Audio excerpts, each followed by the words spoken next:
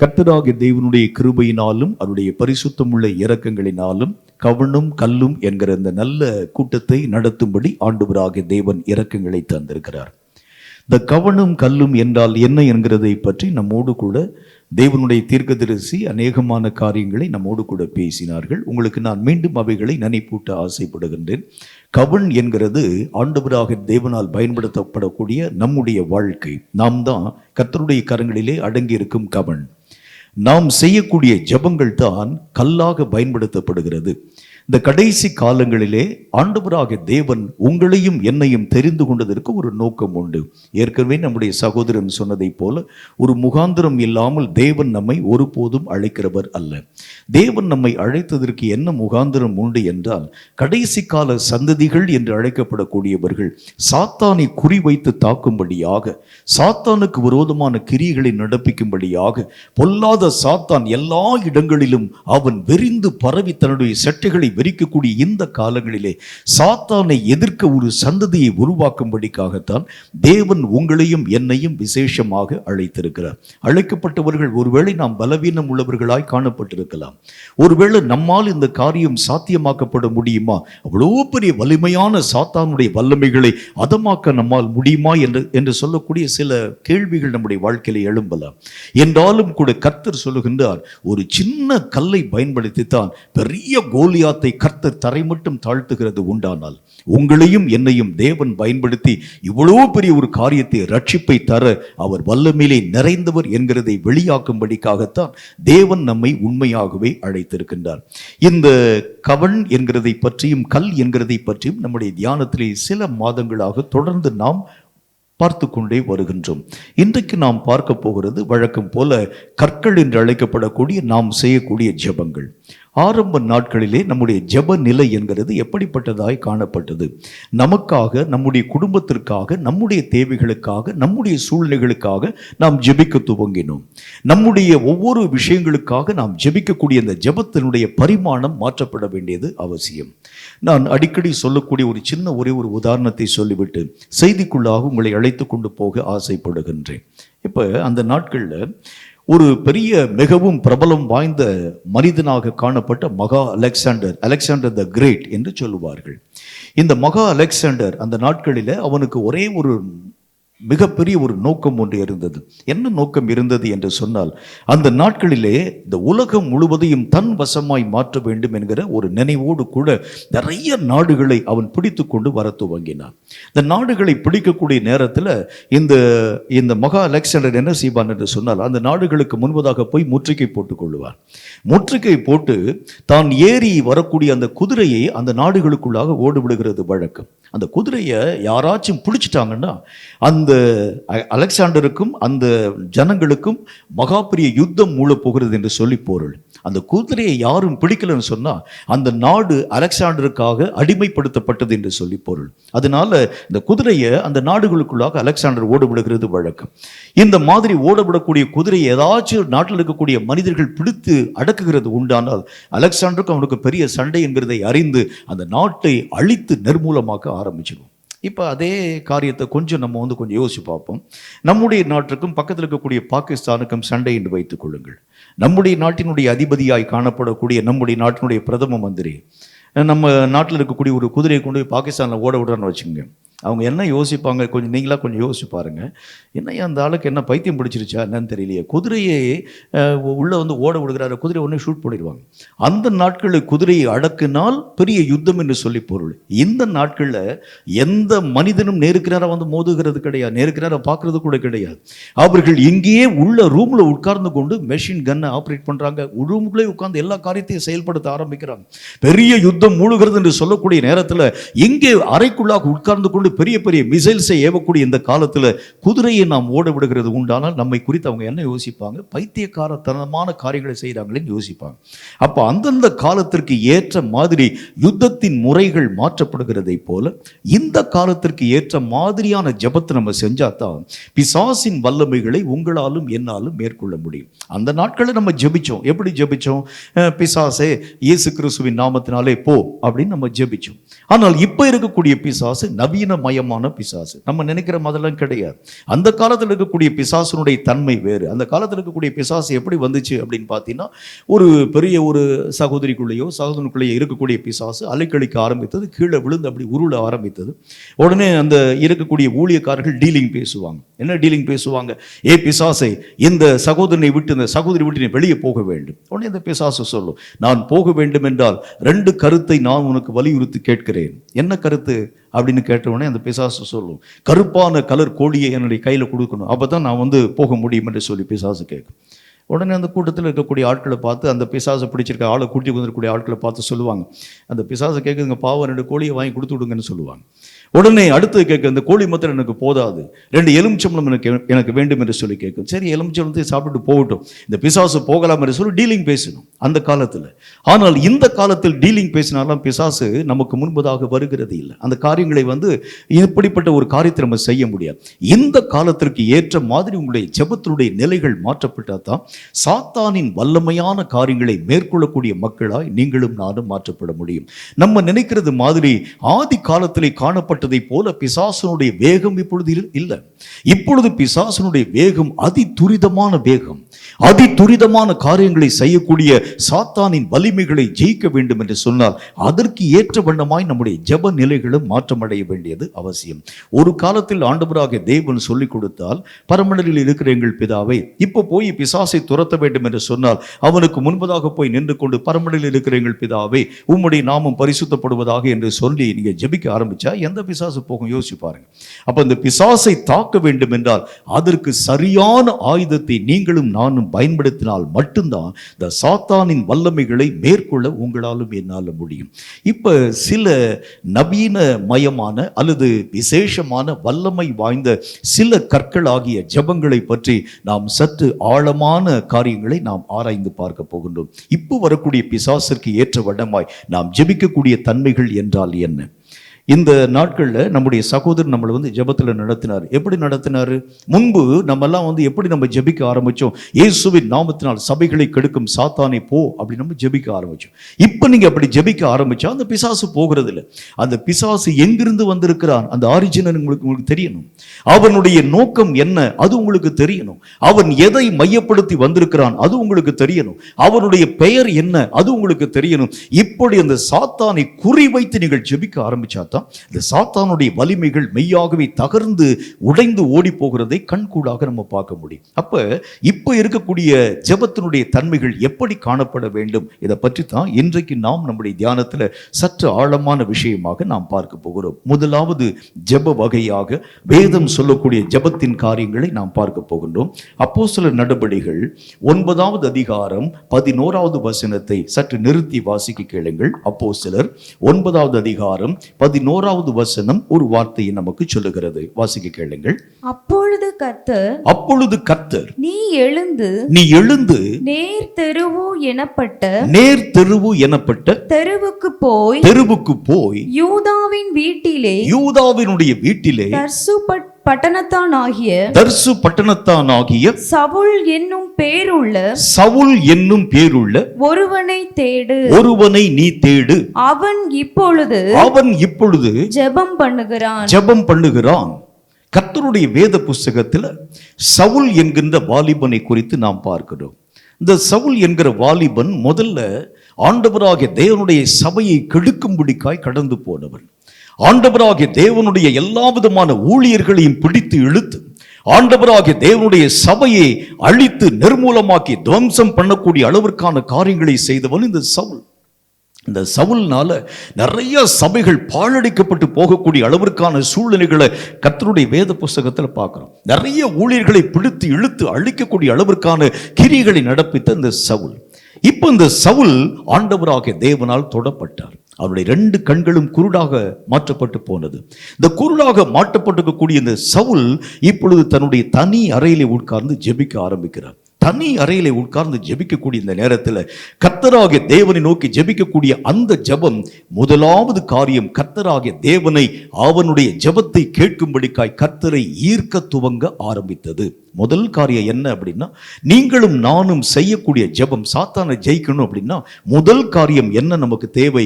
கர்த்தரை ஈர்க்கும் ஜெபத்தை நீங்கள் செய்தாதான் சாத்தானை ஜெயிக்க உங்களாலும் என்னாலும் முடியும். ஏனென்றால் இந்த சாத்தானை மேற்கொள்ளக்கூடிய வல்லமையும் சக்தியும் ஆண்டவராக தேவனுடைய கரத்திலே அடங்கி இருக்க ஆரம்பிக்கிறதுனால கர்த்தரை ஈர்க்கக்கூடிய ஜெபத்தை நீங்களும் நானும் செயல்படுத்த வேண்டியது அவசியம்.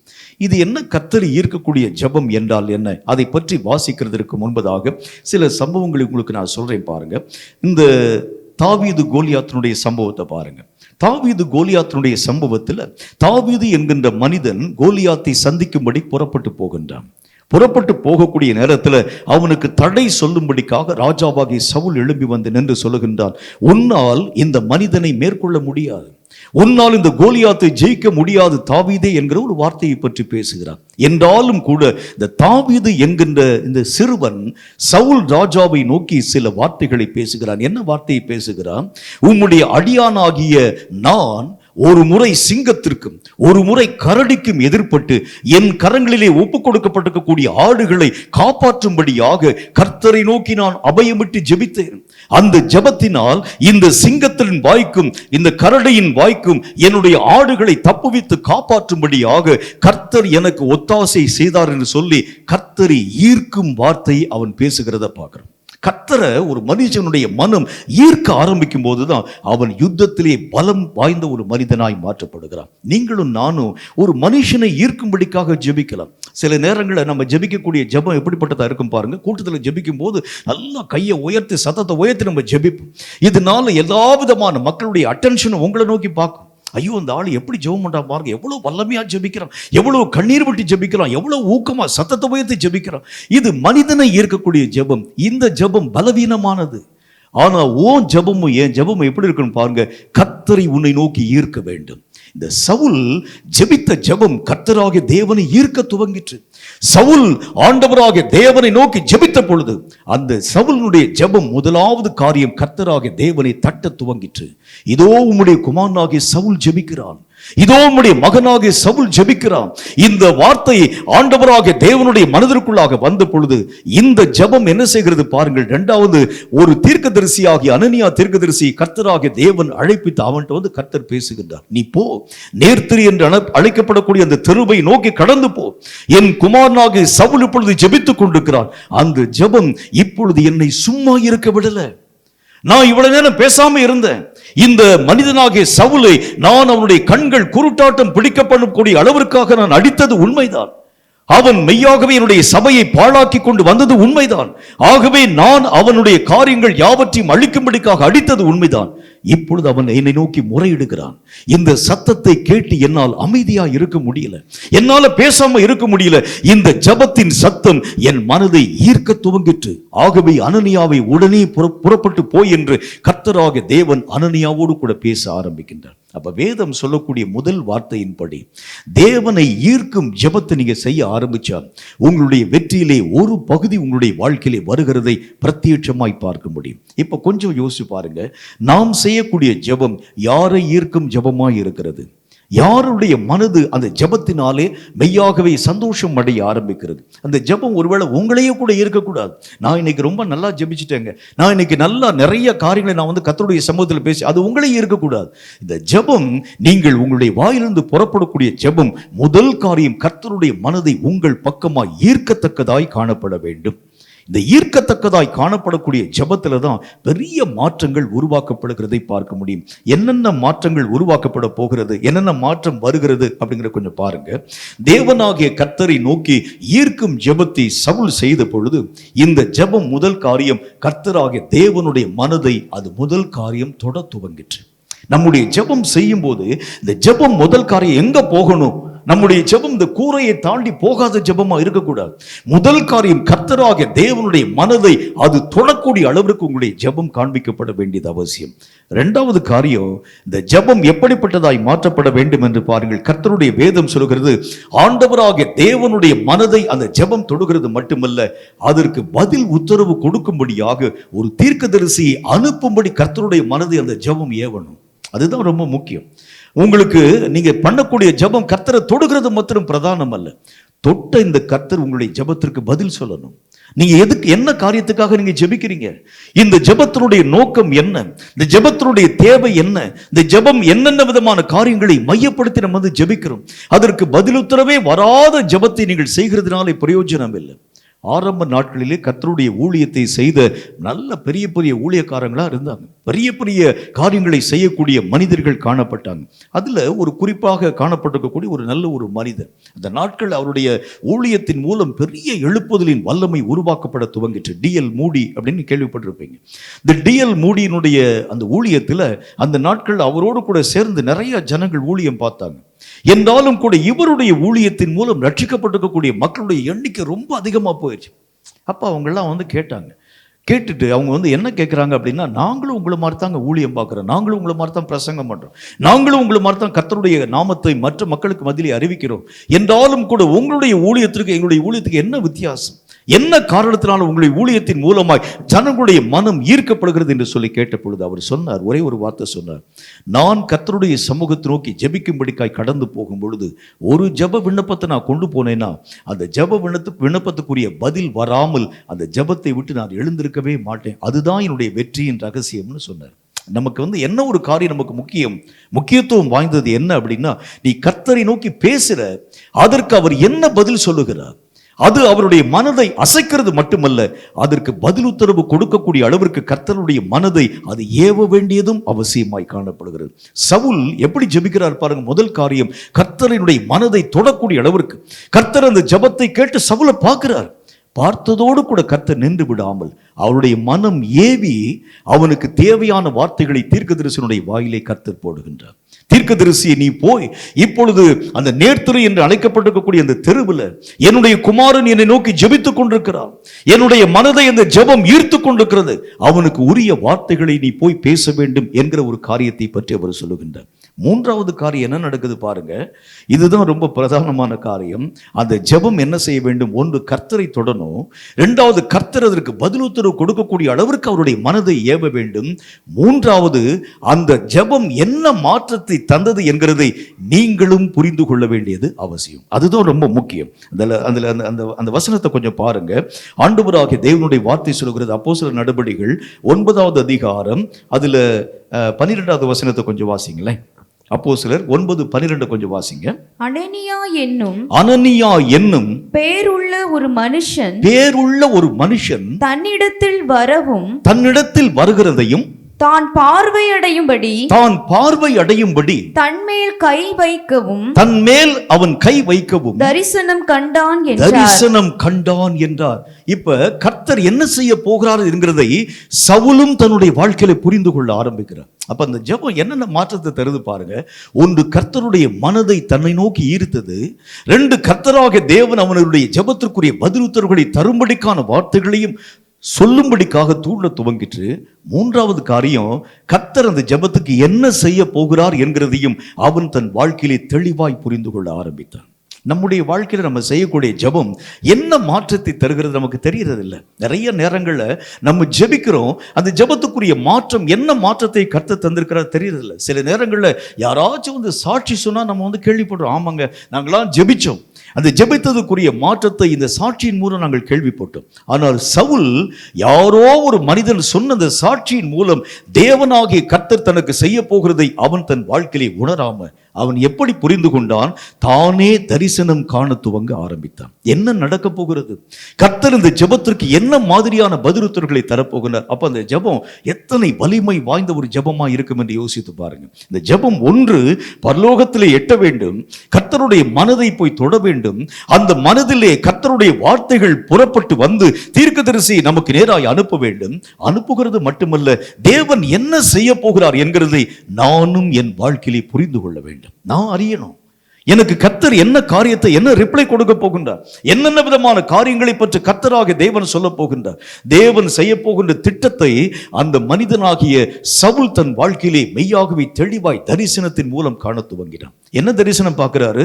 அனனியா என்கிற மனிதன் தன்னை நோக்கி தேடி வருகிறது. அவன் தன்னுடைய தலையின் மேல் கைகளை வைத்த பொழுது தன்னுடைய கண்கள் பார்வை அடைகிறதுமாக சவுல் என்கிற மனிதன் தரிசனம் காண துவங்க ஆரம்பித்தான். உங்களுடைய ஜெபம் எப்படிப்பட்டதா இருக்கிறதுன்னு கொஞ்சம் யோசிச்சு பாருங்க. நம்முடைய ஜெபம் இத்தனை வலிமை உள்ளதாக இருந்தால் தான் இந்த ஜெபத்திற்கு முதல் காரியம் சாத்தான் நடுங்க துவங்க ஆரம்பிப்பான். நான் ஏற்கனவே சொல்லுகிறதை போல ஜெபம் என்கிறது ஆவிக்குரிய உலகத்திலே நிறைய மாற்றங்களை உருவாக்கக்கூடிய அல்லது ஆவிக்குரிய வல்லமை பெற்றதாக காணப்பட வேண்டிய அவசியம் வாய்ந்தது. ஜெபம் என்கிறது நம்முடைய வெறும் வாய் அளவிலே பேசக்கூடிய ஒரு வார்த்தை அல்ல. நம்ம நினைக்கிறது மாதிரி நிறைய ஜெப குறிப்புகள் சொல்லக்கூடிய அந்த காரியத்திற்காக சும்மா நம்ம ஜெபிச்சுட்டு போனா பரவாயில்லைங்க. இந்த காரியத்திற்காக ஆண்டவர் இந்த 4 மாவட்டத்துக்காக ஜெபிக்கிறேன், இந்த 4 மாவட்டத்தில் வரக்கூடிய பிசாசுகளை இயேசு நாமத்தில் துரத்துறேன்னு சொன்னாலும் சாத்தான் போக மாட்டான். இவைகள் ஜெபம் என்கிறது உங்களுடைய வாயளவில் வந்துச்சுன்னா அந்த ஜெபத்துக்கு வேல்யூவே கிடையாது. அந்த வாயளவில் இருந்து வரக்கூடிய ஜெபத்தை சாத்தான் கண்டு பயப்படவே மாட்டான். எத்தனையோ ஜனங்கள் ஜெபிக்க ஆரம்பிக்கிறாங்க, எத்தனையோ திருச்சபைகளை பார்க்குறோம், எத்தனையோ சபைகளை ஜெபிக்க தான் ஆரம்பிக்கிறாங்க. என்றாலும் கூட கர்த்தர் ஏன் ஜெபத்திலே வல்லமையான ஜெபத்தை எதிர்பார்க்கிறார் என்றால் ஜெபங்கள் எல்லாம் ஆவிக்குரிய ரீதியாகவே செயல்படுத்தப்பட வேண்டியது அவசியம். இந்த ஜெபங்கள் ஆவிக்குரிய ரீதியாக செயல்படுத்தப்பட ஆரம்பிக்கிறது உண்டானால் அதற்குரிய ஆவிக்குரிய ரிசல்ட் வராம அந்த ஜெபம் ஒரு நாளும் தடையாய் நிற்க போகிறது இல்லை. ஆண்டவராகிய தேவன் ஒரு ஜெபத்தை அங்கீகரிக்கிறது உண்டானால் என்னென்ன காரியங்களை உருவாக்குகிறார் என்றால் அந்த ஜெபம் கர்த்தராகிய தேவனை அசைக்கிறத நீயே உன்னுடைய வாழ்க்கையில் புரிந்து கொள்கின்றார். என் ஜெபம் கேட்கப்பட்டது என்கிறது நீயே புரிஞ்சுக்கிற. கர்த்தராகிய தேவன் அதற்கு என்ன ரிப்ளை தரப்போகிறார்? உன் கண்ணை அந்த காரியத்தை பார்க்கிறது. ஏனென்றால் ஆவிக்குரிய மண்டலத்தில் ஒரு அசைவை நீ உருவாக்கினாத்தான் அது வலிமை வாய்ந்த ஜெபம் என்கிறது நாம் கற்றுக்கொள்ள வேண்டியது அவசியம். ஆவிக்குரிய மண்டலத்தில் அசைவை உருவாக்காது இருக்கக்கூடிய எந்த ஜெபமும் பலவீனமான ஜெபம். நீங்க காட்டுக்கத்தா கத்தனா கூட அந்த ஜெபத்திற்கு வேல்யூவே கிடையாது. 2 ஜெபத்தை பற்றி உங்களுக்கு நான் சொல்ல வேண்டும். ஒன்று, அந்த நாட்கள்ல அநேக விதமான பாகால் தீர்க்கதரிசிகள், ஏறக்குறைய 450 பாகால் தீர்க்கதரிசிகள் எலியா என்கிற ஒரே ஒரு மனிதனுக்கு முன்பதாக நின்று கொண்டு அவங்களாம் சவால் விடுறாங்க. என்ன சவால் விடுறாங்க அப்படின்னா 450 பேர்கள் நாங்கள் பாகாலை வழிபடக்கூடிய நாங்கள் பாகாலுடைய தீர்க்கதரிசிகளாக இருக்கிறோம், நாங்க வழிபடக்கூடிய எங்கள் பாகால் தான் வல்லமையிலே நிறைந்தவன் என்கிறதை பற்றி அவங்க பேசுறாங்க. தனி ஒரு மனிதனாக எலியா என்கிற மனிதன் நின்று கொண்டு அவன் சொல்லுகின்றான், நான் ஆராதிக்கக்கூடிய தேவன் தான் ஜீவனுள்ள தேவன் என்கிறதை பற்றி பேசுகிறான். உடனே இந்த 450 பேரும் சவால் விடுறாங்க. சவால் விடக்கூடிய நேரத்தில் எலியா சொல்லுகிறான், நீங்க 450 பேரா இருக்கிறதுனால முதல்ல நீங்க ஒரு காளையை நீங்க தேர்வு செய்து கொள்ளுங்க. அந்த காளையை நீங்க சந்து சந்தா துண்டித்து அதன் மேல் 4 குடமாக 3 முறை நீங்க தண்ணீரை ஊற்றி அதன் மேல் நெருப்பை போடாம வானத்தை நோக்கி நீ அபயமிட்டு கூப்பிடுங்க. அக்னியினால் பதில் உத்தரவு கொடுக்கக்கூடிய தேவனே உண்மையான தேவன் என்கிறதை பற்றி ஒரு பெரிய ஒரு சவால் ஒன்றை போடுகின்றார் இந்த எலியா தீர்க்கதரிசி. சொல்லக்கூடிய நேரத்தில் 450 பேரும் ஒரு காளை எடுத்தாங்க, சனுசந்தா துண்டிச்சாங்க. அதன் பின்பதாக அவர்கள் தங்களுடைய வழக்கத்தின்படியே தங்கள் தேவர்களை நோக்கி வழிபட துவங்கினாங்க, ஆடினாங்க, பாடினாங்க, தங்களுடைய சரீரத்தை கீறி கொண்டார்கள். ரத்தம் வரக்கூடிய அளவிற்கு அவர்கள் குதித்து ஆடிக்கொண்டிருக்கக்கூடிய நேரத்தில் ஒரு சத்தமும் வானத்திலிருந்து வரவே இல்லை. அந்தி பலி செலுத்தக்கூடிய நேரம் வந்தது. அந்த நேரத்தில் எலியா தன் பங்குக்கு அவன் சொன்னான், இப்ப எல்லாரும் என் பக்கத்துல வாங்க. அவனும் ஒரு காளையை எடுத்து சந்து சந்தாய் துண்டித்து அதன் மேல் அந்த 4 குடமாக 3 முறை தண்ணீரை ஊற்றி ஆண்டவராகிய தேவனை நோக்கி ஒரே ஒரு வார்த்தை தான் சொன்னார். என்ன சொன்னார்? என்னை கேட்டருளும் ஆண்டவரே. அப்படிதான் சொன்னார். இந்த காரியத்தை நீர் அங்கீகரிக்கும்படிக்காக என்னை கேட்டருளும் என்கிற ஒரே ஒரு வார்த்தையை சொன்னார். அந்த ஒரு வார்த்தை அகில உலகத்திலே காணப்பட்டிருக்கக்கூடிய வார்த்தையை காட்டிலும் ஆவிக்குரிய மண்டலத்தை அசைக்கும் வார்த்தையா இருந்ததுனால, அது கர்த்தருடைய மனதை தொடக்கூடிய வார்த்தையா இருந்ததுனால அந்த வார்த்தைக்குரிய பலன் அப்படியே வானத்திலிருந்து இறங்கி வருகிறதை கண்கூடாக எல்லாருடைய கண்களும் பார்த்தது. இப்போ நம்முடைய ஜெபம் எப்படிப்பட்டதா இருக்க வேண்டும் என்றால், ஆகாயத்தை அடிக்கிறவனை போல சிலம்பம் பண்ணக்கூடிய ஒரு காரியம் அல்ல, ஆகாயத்தை அடிக்கிறதை போல ஜெபம் பண்ணக்கூடிய ஒரு காரியம் அல்ல. அந்த ஜெபம் பெரிய மாற்றத்தை ஆவிக்குரிய மண்டலத்தில் உருவாக்கக்கூடியதாக காணப்படக்கூடிய ஜெபம் தான் இந்த கடைசி காலத்திலே வல்லமை வாய்ந்த ஜெபம் என்று கர்த்தராகிய தேவன் நமக்கு சொல்லுகின்றார். இந்த கடைசி கால ஜெபம் எப்படிப்பட்ட ஜெபமா இருக்க வேண்டும்? இந்த ஜெபத்திற்குரிய எல்லா பதிலுத்தரவுகளையும் ஆண்டவராகிய தேவன் என்னென்ன காரியத்தை செய்ய போகின்றார், அது ஒரு தீர்க்கதரிசிக்கு மாத்திரம் வெளிப்படுத்தக்கூடிய ஒரு காரியம் அல்ல. ஜெபிக்கக்கூடிய ஒவ்வொரு மனிதனும் கூட அந்த காரியங்களை கண்கூடாக பார்க்க ஆரம்பிக்கிறார். இந்த சவுல் ஜெபிக்கத்தான் ஆரம்பிச்சார். சவுல் அந்த நாட்களிலே அவன் ஒரு தீர்க்கதரிசி அல்ல. அவன் அப்பதான் கர்த்தராகிய தேவனுடைய மனம் திரும்பக்கூடிய ஒரு காரியத்தை ஏற்றுக்கொள்ள போகிறான். அதுக்கப்புறம் தான் அந்த அனனியா அவனுடைய தலையின் மேல கரங்களை வைத்த பிறகுதான் அவன் ஞானஸ்நானமே வாங்க போறான். ஆனால் அந்த ஜெபம் ஆவிக்குரிய ஜெபமாய் காணப்பட்டதுனால அந்த ஜெபத்திற்குரிய பலனை அவனுடைய கண்கள் பார்த்தது. அப்போ உங்களுடைய ஜெபத்துக்குரிய பலனை உங்கள் கண்கள் பார்க்கக்கூடிய அளவிற்கு ஆவிக்குரிய மண்டலத்தை அசைய பண்ணக்கூடிய ஜெபமாய் உங்கள் ஜெபமும் என் ஜெபமும் மாற்றப்பட ஆரம்பிக்கிறது உண்டானால் இந்த ஜெபம், இந்த மாதிரியான ஜெபத்துக்கு தான் சாத்தானுடைய சேனைகள் எல்லாம் நடுக்கம் பிடிக்கிறதை கண்கூடாக நம்ம பார்க்க முடியும். மற்றபடி சாதாரணமா நம்ம இடைவிடாம ஜெபிக்கிறோம், ஊக்கமா ஜெபிக்கிறோம், உற்சாகமா ஜெபிக்கிறோம், ஆவியில் நிறைய ஜெபிக்கிறோம், அந்நிய பாஷை பேசி ஜெபிக்கிறோம். இந்த ஜெபத்துக்கெல்லாம் எந்த விதமான மாற்றங்களும் வருகிறதில்லை பிரியமானவர்களே. இந்த ஜெபங்கள் எல்லாம் வான மண்டலங்களை அசைக்கக்கூடிய அளவிற்காக சாத்தானுக்கு நடுக்கத்தை உருவாக்கக்கூடியதாக காணப்பட வேண்டும் என்றால் முதல் காரியம் உன்னுடைய ஜெபம் எந்த தடையும் இல்லாம நேரா போய் கர்த்தரை போய் டச் பண்ணிடணும். கர்த்தரை தொட்டணும். அந்த ஜெபம் தொடக்கூடிய அந்த காரியத்திற்குரிய பதில் உத்தரவுகளை கர்த்தராக தேவன் தரணும். அவர் எதை செய்ய போகிறார் என்கிறதை நீயும் உன் கண்களினால் பார்க்கத்தக்கதாக இந்த ஜெபம் காணப்படுகிறது உண்டானால் இந்த மாதிரியான ஜெபத்துக்கு தான் சாத்தான் மெய்யாகவே நடுக்கம் பிடிக்கிறதை நாம் கண்கூடாக பார்க்க முடியும். நம்முடைய கையிலே காணப்பட்டிருக்கக்கூடிய கற்கள் எப்படிப்பட்ட கற்கள்? இது கூர்மையான கற்களாய், சாரமுள்ள கற்களாய், வல்லமையுள்ள ஒரு கற்களாய், ஜெபம் என்கிற இந்த கற்கள் மகிமையுள்ள ஒரு கற்களாய் மாற்றப்பட்டாதான் கோலியாத்துடைய நெற்றிப்பட உங்களாலும் என்னாலும் அடித்து வீழ்த்த முடியுமே தவிர இந்த கற்களினால் பிரயோஜனம் இல்லாத கற்களை பயன்படுத்தி கொண்டு கோலியாத்தை போல வரக்கூடிய சாத்தானின் சேனைகளை அழிக்க ஒழிக்க உங்களாலும் என்னாலும் ஆகிறது இல்லை. வரக்கூடிய சாத்தான் எப்படி வரப்போகிறான் நமக்கெல்லாம் தெரிஞ்சிருக்கிறது மாதிரி அவனுடைய முக்கியமான நோக்கமே என்ன அப்படின்னா சபைகளை குழப்பப்படுத்த, கெடுக்க, மக்களுடைய இரத்தத்தினாலே தன்னுடைய நாக்கை நக்கி மக்களுடைய இரத்தத்தினால் வெறி கொள்ளக்கூடிய அளவிற்கான காரியங்களை உருவாக்கும்படி வரக்கூடிய சாத்தானை ஜெயிக்க வேண்டும் என்றால் அதற்கு ஒரே ஒரு வழி, இந்த ஜெபம் கர்த்தராகிய தேவனை உங்கள் பக்கமாய் ஈர்க்கக்கூடிய ஜெபமாய் காணப்படும். கர்த்தரை உங்க பக்கத்துல வச்சுக்கிட்டா தான் உங்களுடைய ஜெபத்தின் மூலமாய் பெரிய காரியங்களை சாதிக்க உங்களால் முடியும். கர்த்தர் உங்கள் பட்சமாய் நின்றால் தான் ஜெபத்திலே ஒரு பெரிய மாற்றங்களை உங்களாலும் என்னாலும் பார்க்க முடியும். மற்றபடி இந்த ஜெபம் சாதாரணமான ஜெபமாய் காணப்படுகிறது உண்டானால் எந்த மகிமைகளையும் நாம் நம்முடைய வாழ்க்கையிலே பெற்றுக்கொள்ள முடியாது. சரி, இரண்டாவது ஒரு காரியத்தை பாருங்க.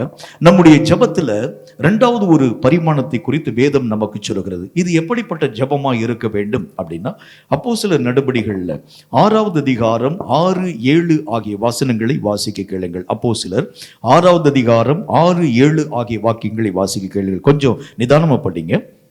அவர்களை அப்போஸ்தலர்களுக்கு முன்பாக நிறுத்தினார்கள். அப்போஸ்தலர்களுக்கு முன்பதாக நிறுத்தினார்கள். இவர்கள் ஜெபம் பண்ணி அவர்கள் மேல் கைகளை வைத்தார்கள். அவர்கள் மேல் இவர்கள் கரங்களை வைத்தார்கள். தேவ வசனம் விருத்தி அடைந்தது. சீஷருடைய தொகை எருசலேமில் மிகவும் பெருகிற்று. ஆசாரியர்களில் அநேகரும் விசுவாசத்துக்கு அவர்கள் கீழ்ப்படிந்தார்கள். கர்த்தருடைய வேத புஸ்தகத்தில் ஒரு நல்ல ஒரு காரியத்தை பார்க்கிறோம். அந்த நாட்களிலே அப்போஸ்தலர்கள் எல்லாருமே ஜெபிச்சாங்க. ஜெபித்த பொழுது வேத புஸ்தகத்தில் என்ன போட்டிருக்கு பாருங்க, அவர்களுடைய எல்லைகள் எல்லாம் விரிவாக்கப்பட்டது என்று கர்த்தருடைய வசனத்தில் பார்க்கிறோம். யுத்தத்தில் 2 வகை உண்டு, நல்லா நீங்க புரிஞ்சுக்கோங்க. ஒரு மனிதன் நம்மெல்லாம் இப்போ கர்த்தருடைய படையிலே யுத்த வீரர்களாக இருக்கிறோம் என்றால் இந்த யுத்த வீரர்களுக்கு 2 விதமான காரியம் உண்டு. ஒன்று, என்னுடைய உடைமைகளை நான் இழக்காதபடிக்கு என்னை காத்துக்கொள்ளக்கூடிய தன்மை. யுத்தத்தில் சாத்தான் என்ன செய்கிறான் பாருங்க, சண்டைக்கு வரக்கூடிய நேரத்தில் உங்களுடைய உடைமைகளை தன் வசமாக்கும்படிக்காகத்தான் பெரிய யுத்தம் நடக்க ஆரம்பிக்கிறது. இந்த தன் வசமாக்கக்கூடிய காரியத்திலிருந்து உங்களை காப்பாற்றும்படிக்காக நீங்க முதல் காரியம் யுத்தங்களை செய்ய ஆரம்பிக்கிறீங்க. யுத்தங்களை செய்யக்கூடிய முதல் வழி என்ன அப்படின்னா எனக்குரிய உடைமைகளை நான் இழந்து போயிடக்கூடாது, எனக்குரிய உடைமைகளை கெடுக்கும்படிக்காக, எனக்குரிய அந்த உடைமைகளை திருடி கொண்டு போகும்படிக்காக என் கூட பிசாசு மூர்க்கமாய் சண்டை போடக்கூடிய நேரத்தில் முதல் வகையான அந்த யுத்தம் எப்படி நான் செய்ய ஆரம்பிக்கிறேன்னா என் உடைமைகளை காப்பாற்றிக் கொள்ளக்கூடிய அளவிற்கு நான் யுத்தங்களை செய்கிறேன். யுத்தத்தில் 2வது வகை உண்டு. இந்த யுத்தம் தான் எப்படிப்பட்ட யுத்தம் பாருங்க, என் உடைமைகளை காப்பாற்றுகிறது மாத்திரமல்ல, சத்ருவின் உடைமைகளை என் வசமாய் மாற்றக்கூடியது. இதுதான் எல்லைகளை விரிவாக்கும் ஜெபம் என்று நாம் பார்க்க முடியும். நல்லா புரிஞ்சுக்கோங்க. சாதாரணமான ஜெபம்னா என்னை காப்பாற்றக்கூடிய ஜெபம். எனக்கு எந்த தீங்கும் வரக்கூடாது, எனக்கு எந்த பிரச்சனையும் வரக்கூடாது. நான் சொல்றது புரியும் நினைக்கிறேன். எனக்கு எந்த பிரச்சனையும் வந்துடக்கூடாது, எனக்கு எந்த கஷ்டம் வந்துடக்கூடாது, என் விசுவாசத்தை பிசாசு திருடக்கூடாது, என்னுடைய நம்பிக்கையில சாத்தான் கை வச்சிடக்கூடாது, என்னுடைய ஆண்டவராக தேவன் மேல வச்சிருக்கக்கூடிய அன்பை நான் இழந்து போயிடக்கூடாது. என் உடைமைகளை காப்பாற்றக்கூடிய சாதாரண வகையான ஜெபம். இன்னொரு வகையான ஜெபம் சாத்தானின் உடைமைகளை கர்த்தர் வசமாய் மாற்றக்கூடிய ஜெபம். இதுதான் எல்லைகளை விரிவுபடுத்தும் ஜெபம். இப்ப கர்த்தருக்கு எது தேவை அப்படின்னா, உன்னை காப்பாற்றக்கூடிய பலவீனமான ஜெபம் அல்ல, உன் எல்லைகளை விரிவாக்கும் பலமான ஜெபம் கர்த்தருக்கு தேவை. ஹல்லேலூயா. கர்த்தர் எந்த ஜெபத்தை நம்முடைய வாழ்க்கையில எதிர்பார்க்கிறார்? எல்லைகளை விரிவாக்கக்கூடிய ஜெபம். அந்த வசனத்துல இன்னொரு வாசிங்களேன். அப்போஸ்தலர் 6:6-7 அந்த நாட்களில் சபைகள் எப்படிப்பட்டதாய் காணப்பட்டது, அந்த ஊழியர்கள் ஜனங்கள் எப்படிப்பட்டவங்களாய் காணப்பட்டாங்கன்னு பாருங்க. அவர்களை அப்போஸ்தலர்களுக்கு முன்பாக நிறுத்தினார்கள். அப்போஸ்தலர்களுக்கு முன்பதாக கொண்டு போய் நிறுத்தினார்கள். இவர்கள் ஜெபம் பண்ணி அவர்கள் மேல் கைகளை வைத்தார்கள். அவர்கள் மேல் இவர்கள் கரங்களை வைத்தார்கள். தேவ வசனம் விருத்தி அடைந்தது. வசனத்தில் என்ன போட்டுக்கு பாருங்க, தேவ வசனம் விருத்தி அடைய ஆரம்பித்தது. சீஷருடைய தொகை எருசலேமில் மிகவும் பெருகிற்று. இப்ப நம்ம என்ன செய்யறோம் பாருங்க, சபைகளை நாம் தக்க வைக்க ஆரம்பிக்கிறோம்.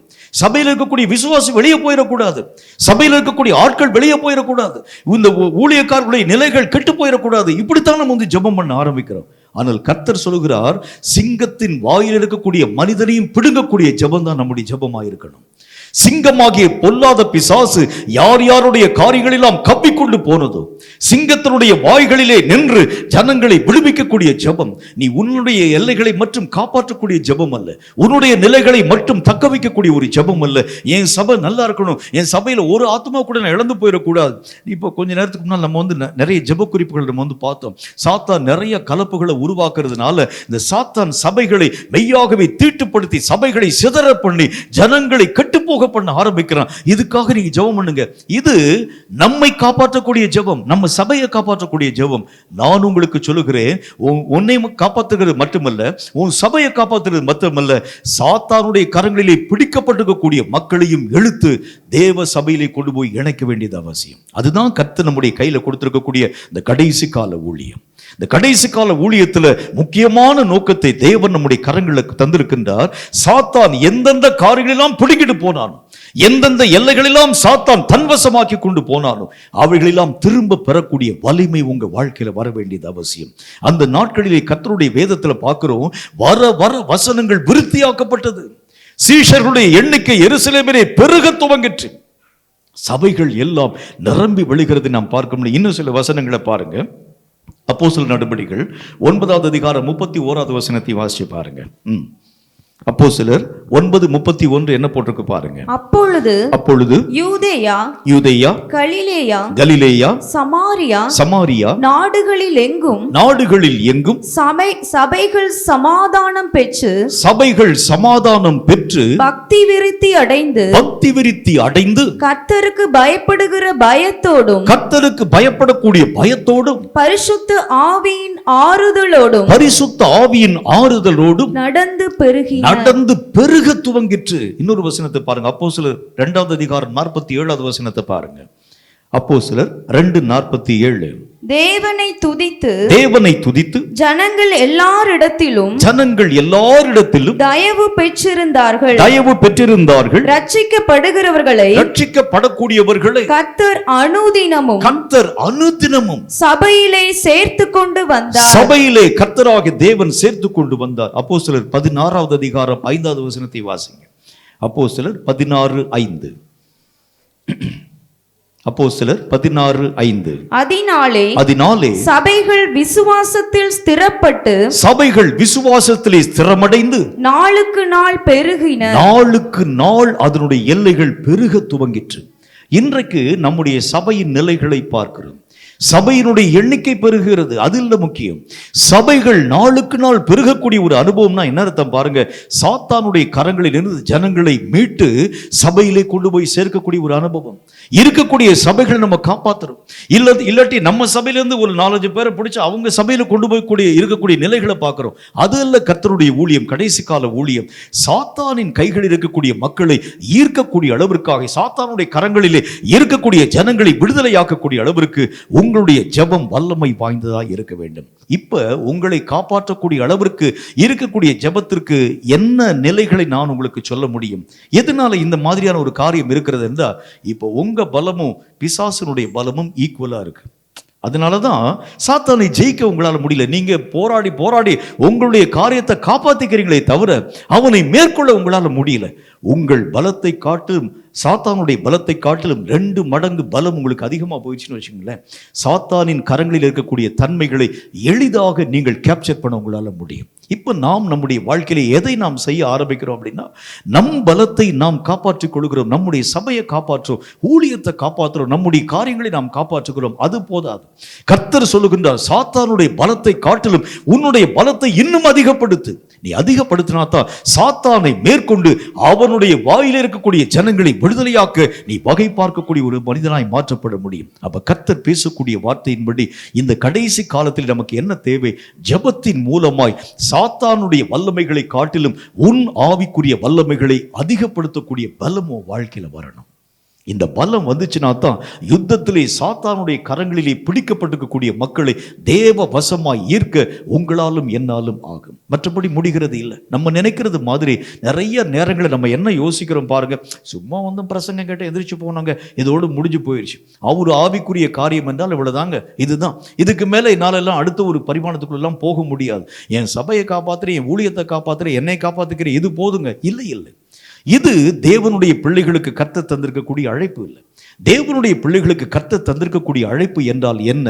கர்த்தர் சொல்கிற ஆரம்ப நாட்கள்ல யுத்தத்துல ஆண்டவராகிய தேவனுடைய பிள்ளைகள் யுத்தத்துல போனாங்க. போகும்போது அவங்க என்ன செய்வாங்க பாருங்க, அநேகம் ராஜாக்களை ஜெயித்து அந்த ராஜ்யங்களை தன்வசமாய் மாற்றிக்கொள்ள ஆரம்பிச்சாங்க. அதுதான் ஒரு யுத்தத்தினுடைய அழகு. யுத்தத்தினுடைய அழகுனா என்ன அர்த்தம்?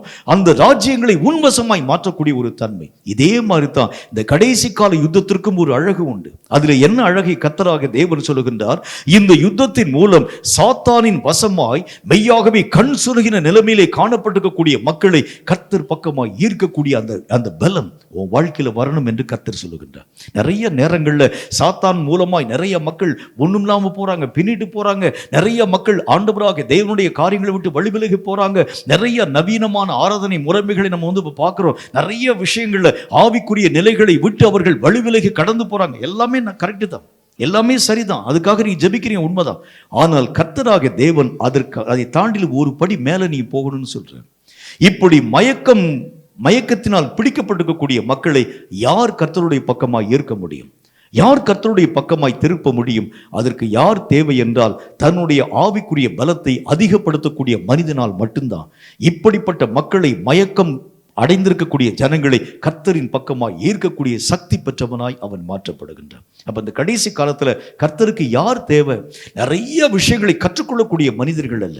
சபையில என்னென்ன முறைகள் எல்லாம் ஆராதனை நடத்துறாங்க, தப்பான ஆராதனை முறைகள் என்னென்ன காரியத்தெல்லாம் செய்யறாங்க, இதன் மூலம் எத்தனை ஜனங்கள் வஞ்சிக்கப்பட்டு போனாங்க, எத்தனை மக்கள் கெட்டு போனாங்க, இதை பற்றி சர்வை பண்ணக்கூடிய மக்கள் இல்ல. இந்த ஜனங்களை ரட்சித்து கர்த்தருடைய மந்திலை சேர்க்கக்கூடிய ஜனங்கள் தான் இந்த கடைசி காலத்திலே தேவை என்று கர்த்தர் சொல்லுகின்றார். அப்ப நம்முடைய பலத்தை இன்னும் ஆவிக்குரிய பரிகாரத்திலே, ஆவிக்குரிய பிரமாணத்திலே நாம் அதிகமடைய பண்ண வேண்டியது அவசியம். சாத்தானின் வலிமைகளை புரிந்து கொண்டு சாத்தானின் வல்லமையை காட்டிலும் நம்முடைய வல்லமையை அதிகப்படுத்த ஆரம்பிக்கும் போதுதான் சாத்தானுடைய வாயிலே மெய்யாகவே சிக்குண்டிருக்கக்கூடிய மக்களை உங்களாலும் என்னாலும் விடுவிக்கப்பட முடியும். நிறைய இடங்கள்ல பார்க்கிறோம், சபைகள்ல பெரிய பெரிய குழப்பங்கள், பெரிய பெரிய காரியங்கள் உருவாக்கப்படக்கூடிய பெரிய பிரச்சனைகளை இந்த நாட்கள்ல, கடைசி நாட்கள்ல சபைகள் தோறும் நிறைய இடங்கள் நம்ம கண்கூடாக பார்த்து கொண்டு வருகிறோம். சில சபைகளில் பார்த்தீங்கன்னா இப்போ இருக்கக்கூடிய நவீன போதகங்கள் என்கிற ஒரு பேரில் நிறைய காரியங்கள் உருவாக்கப்படுகிறது. அதில் அவங்க என்ன சொல்றாங்க அப்படின்னு பார்த்தீங்கன்னா, சரீரத்தில் செய்யக்கூடிய பாவம் உன் ஆவிக்குரிய வாழ்க்கையை பாதிக்காது. சரீரத்தில் என்ன தப்பு பண்ணாலும் சரி, உன் ஆவியில் அதனால எந்த விதமான மாற்றமும் வரப்போகிறது இல்லை. சரீரத்தில் நீ கொலை பண்ணலாம், சரீரத்தில் விபச்சாரம் பண்ணலாம், சரீரத்தில் ஏதாச்சும் ஒரு மோசமான காரியத்தை செய்யலாம், இது உன் ஆவிக்குரிய வாழ்க்கையை பாதிக்காது. இப்படி சொன்னோடனே சபையில் போய் மக்களுடைய கூட்டம் திரளாய் போகிறது. எல்லா ஜனங்களும் போறாங்க, கடந்து போறாங்க. சரீரத்தில் செய்யக்கூடிய பாவம் ஆவியை பாதிக்காது என்று சொல்லும் போது பாவத்தை செய்ய ஜனங்கள் தீவிரமாய் கடந்து போக ஆரம்பிக்கிறாங்க. இவர்கள் யாவரையும் ரட்சிக்கக்கூடியது யார்? இவர்கள் யாவரையும் திரும்ப தேவனுடைய மந்தைக்குள்ளாக கொண்டு வந்து சேர்க்கக்கூடியது யார் என்றால் யுத்தத்திலே வல்லமை வாய்ந்தவனும் உன் வல்லமையை அதிகப்படுத்தக்கூடியவனுமாய் காணப்படக்கூடிய நீயும் தானும் தான் அதற்கு உத்தரவாதம் பண்ண வேண்டும். ஆகவேதான் கர்த்தர் சொல்லுகின்றார், உன் ஜெபம் சும்மா ஆகாயத்தை அடிக்கக்கூடிய ஜெபமா இருக்கக்கூடாது. உன் வல்லமையை அதிகப்படுத்தி சாத்தானுடைய வாயிலே சிக்குண்ட மக்களை ரட்சிக்கக்கூடிய திராணி பெற்றவனாய் என்னை உருவாக்கும் என்று சொல்லி உங்களுடைய பலத்தை அதிகப்படுத்தும் ஜெபத்தை நீங்கள் செய்ய வேண்டும் என்று கர்த்தராகிய தேவன் சொல்லுகின்றார். மூன்றாவது வகையான ஜெபத்தை நான் உங்களுக்கு சொல்ல வேண்டியது அவசியம். இந்த ஜெபத்தை குறித்து கர்த்தருடைய வேதம் என்ன சொல்லுகிறது பாருங்கள். மத்தேயு எழுதின சுவிசேஷத்தில் 17வது அதிகாரம் 21வது வசனத்தை வாசிக்க கேளுங்கள். மத்தேயு 17வது அதிகாரம் 21வது வசனத்தை வாசிக்க கேளுங்கள். இந்த ஜாதி பிசாசு ஜெபத்தினாலும் உபவாசத்தினாலுமே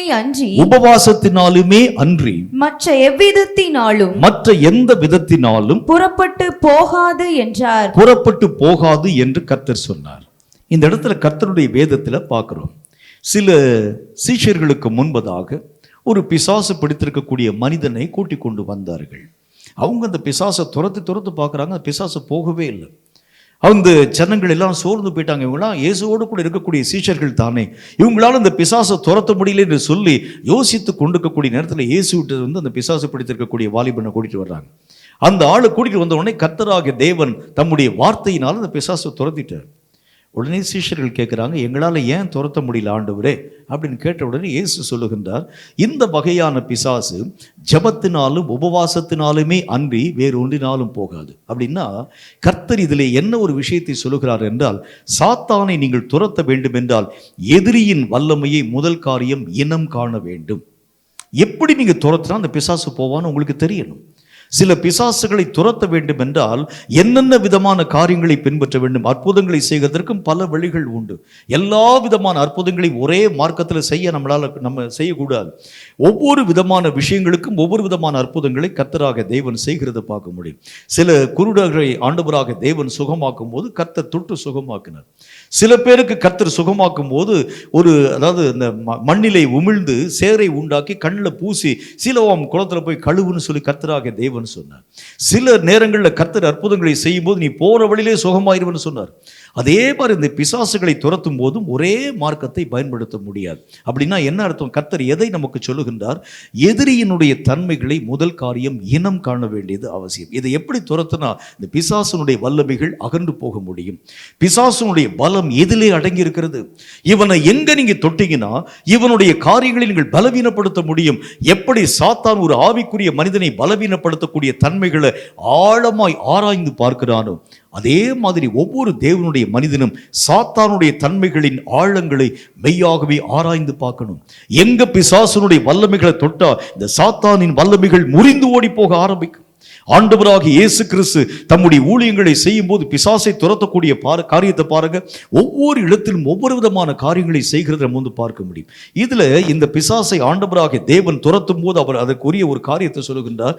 இந்த வகையான பிசாசுகளை துரத்த வேண்டும் என்றால் ஜெபமும் உபவாசமும் இல்லாமல் இந்த மாதிரியான பிசாசை துரத்த முடியாதுன்னு கர்த்தராகிய தேவன் இனம் காண ஆரம்பிச்சிட்டார்.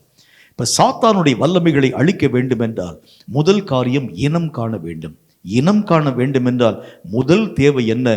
உங்கள் கண்கள் தெளிவாய் இருந்தால் தான் சாத்தானுடைய தன்மைகளை இனம் காண நம்மால் முடியும்.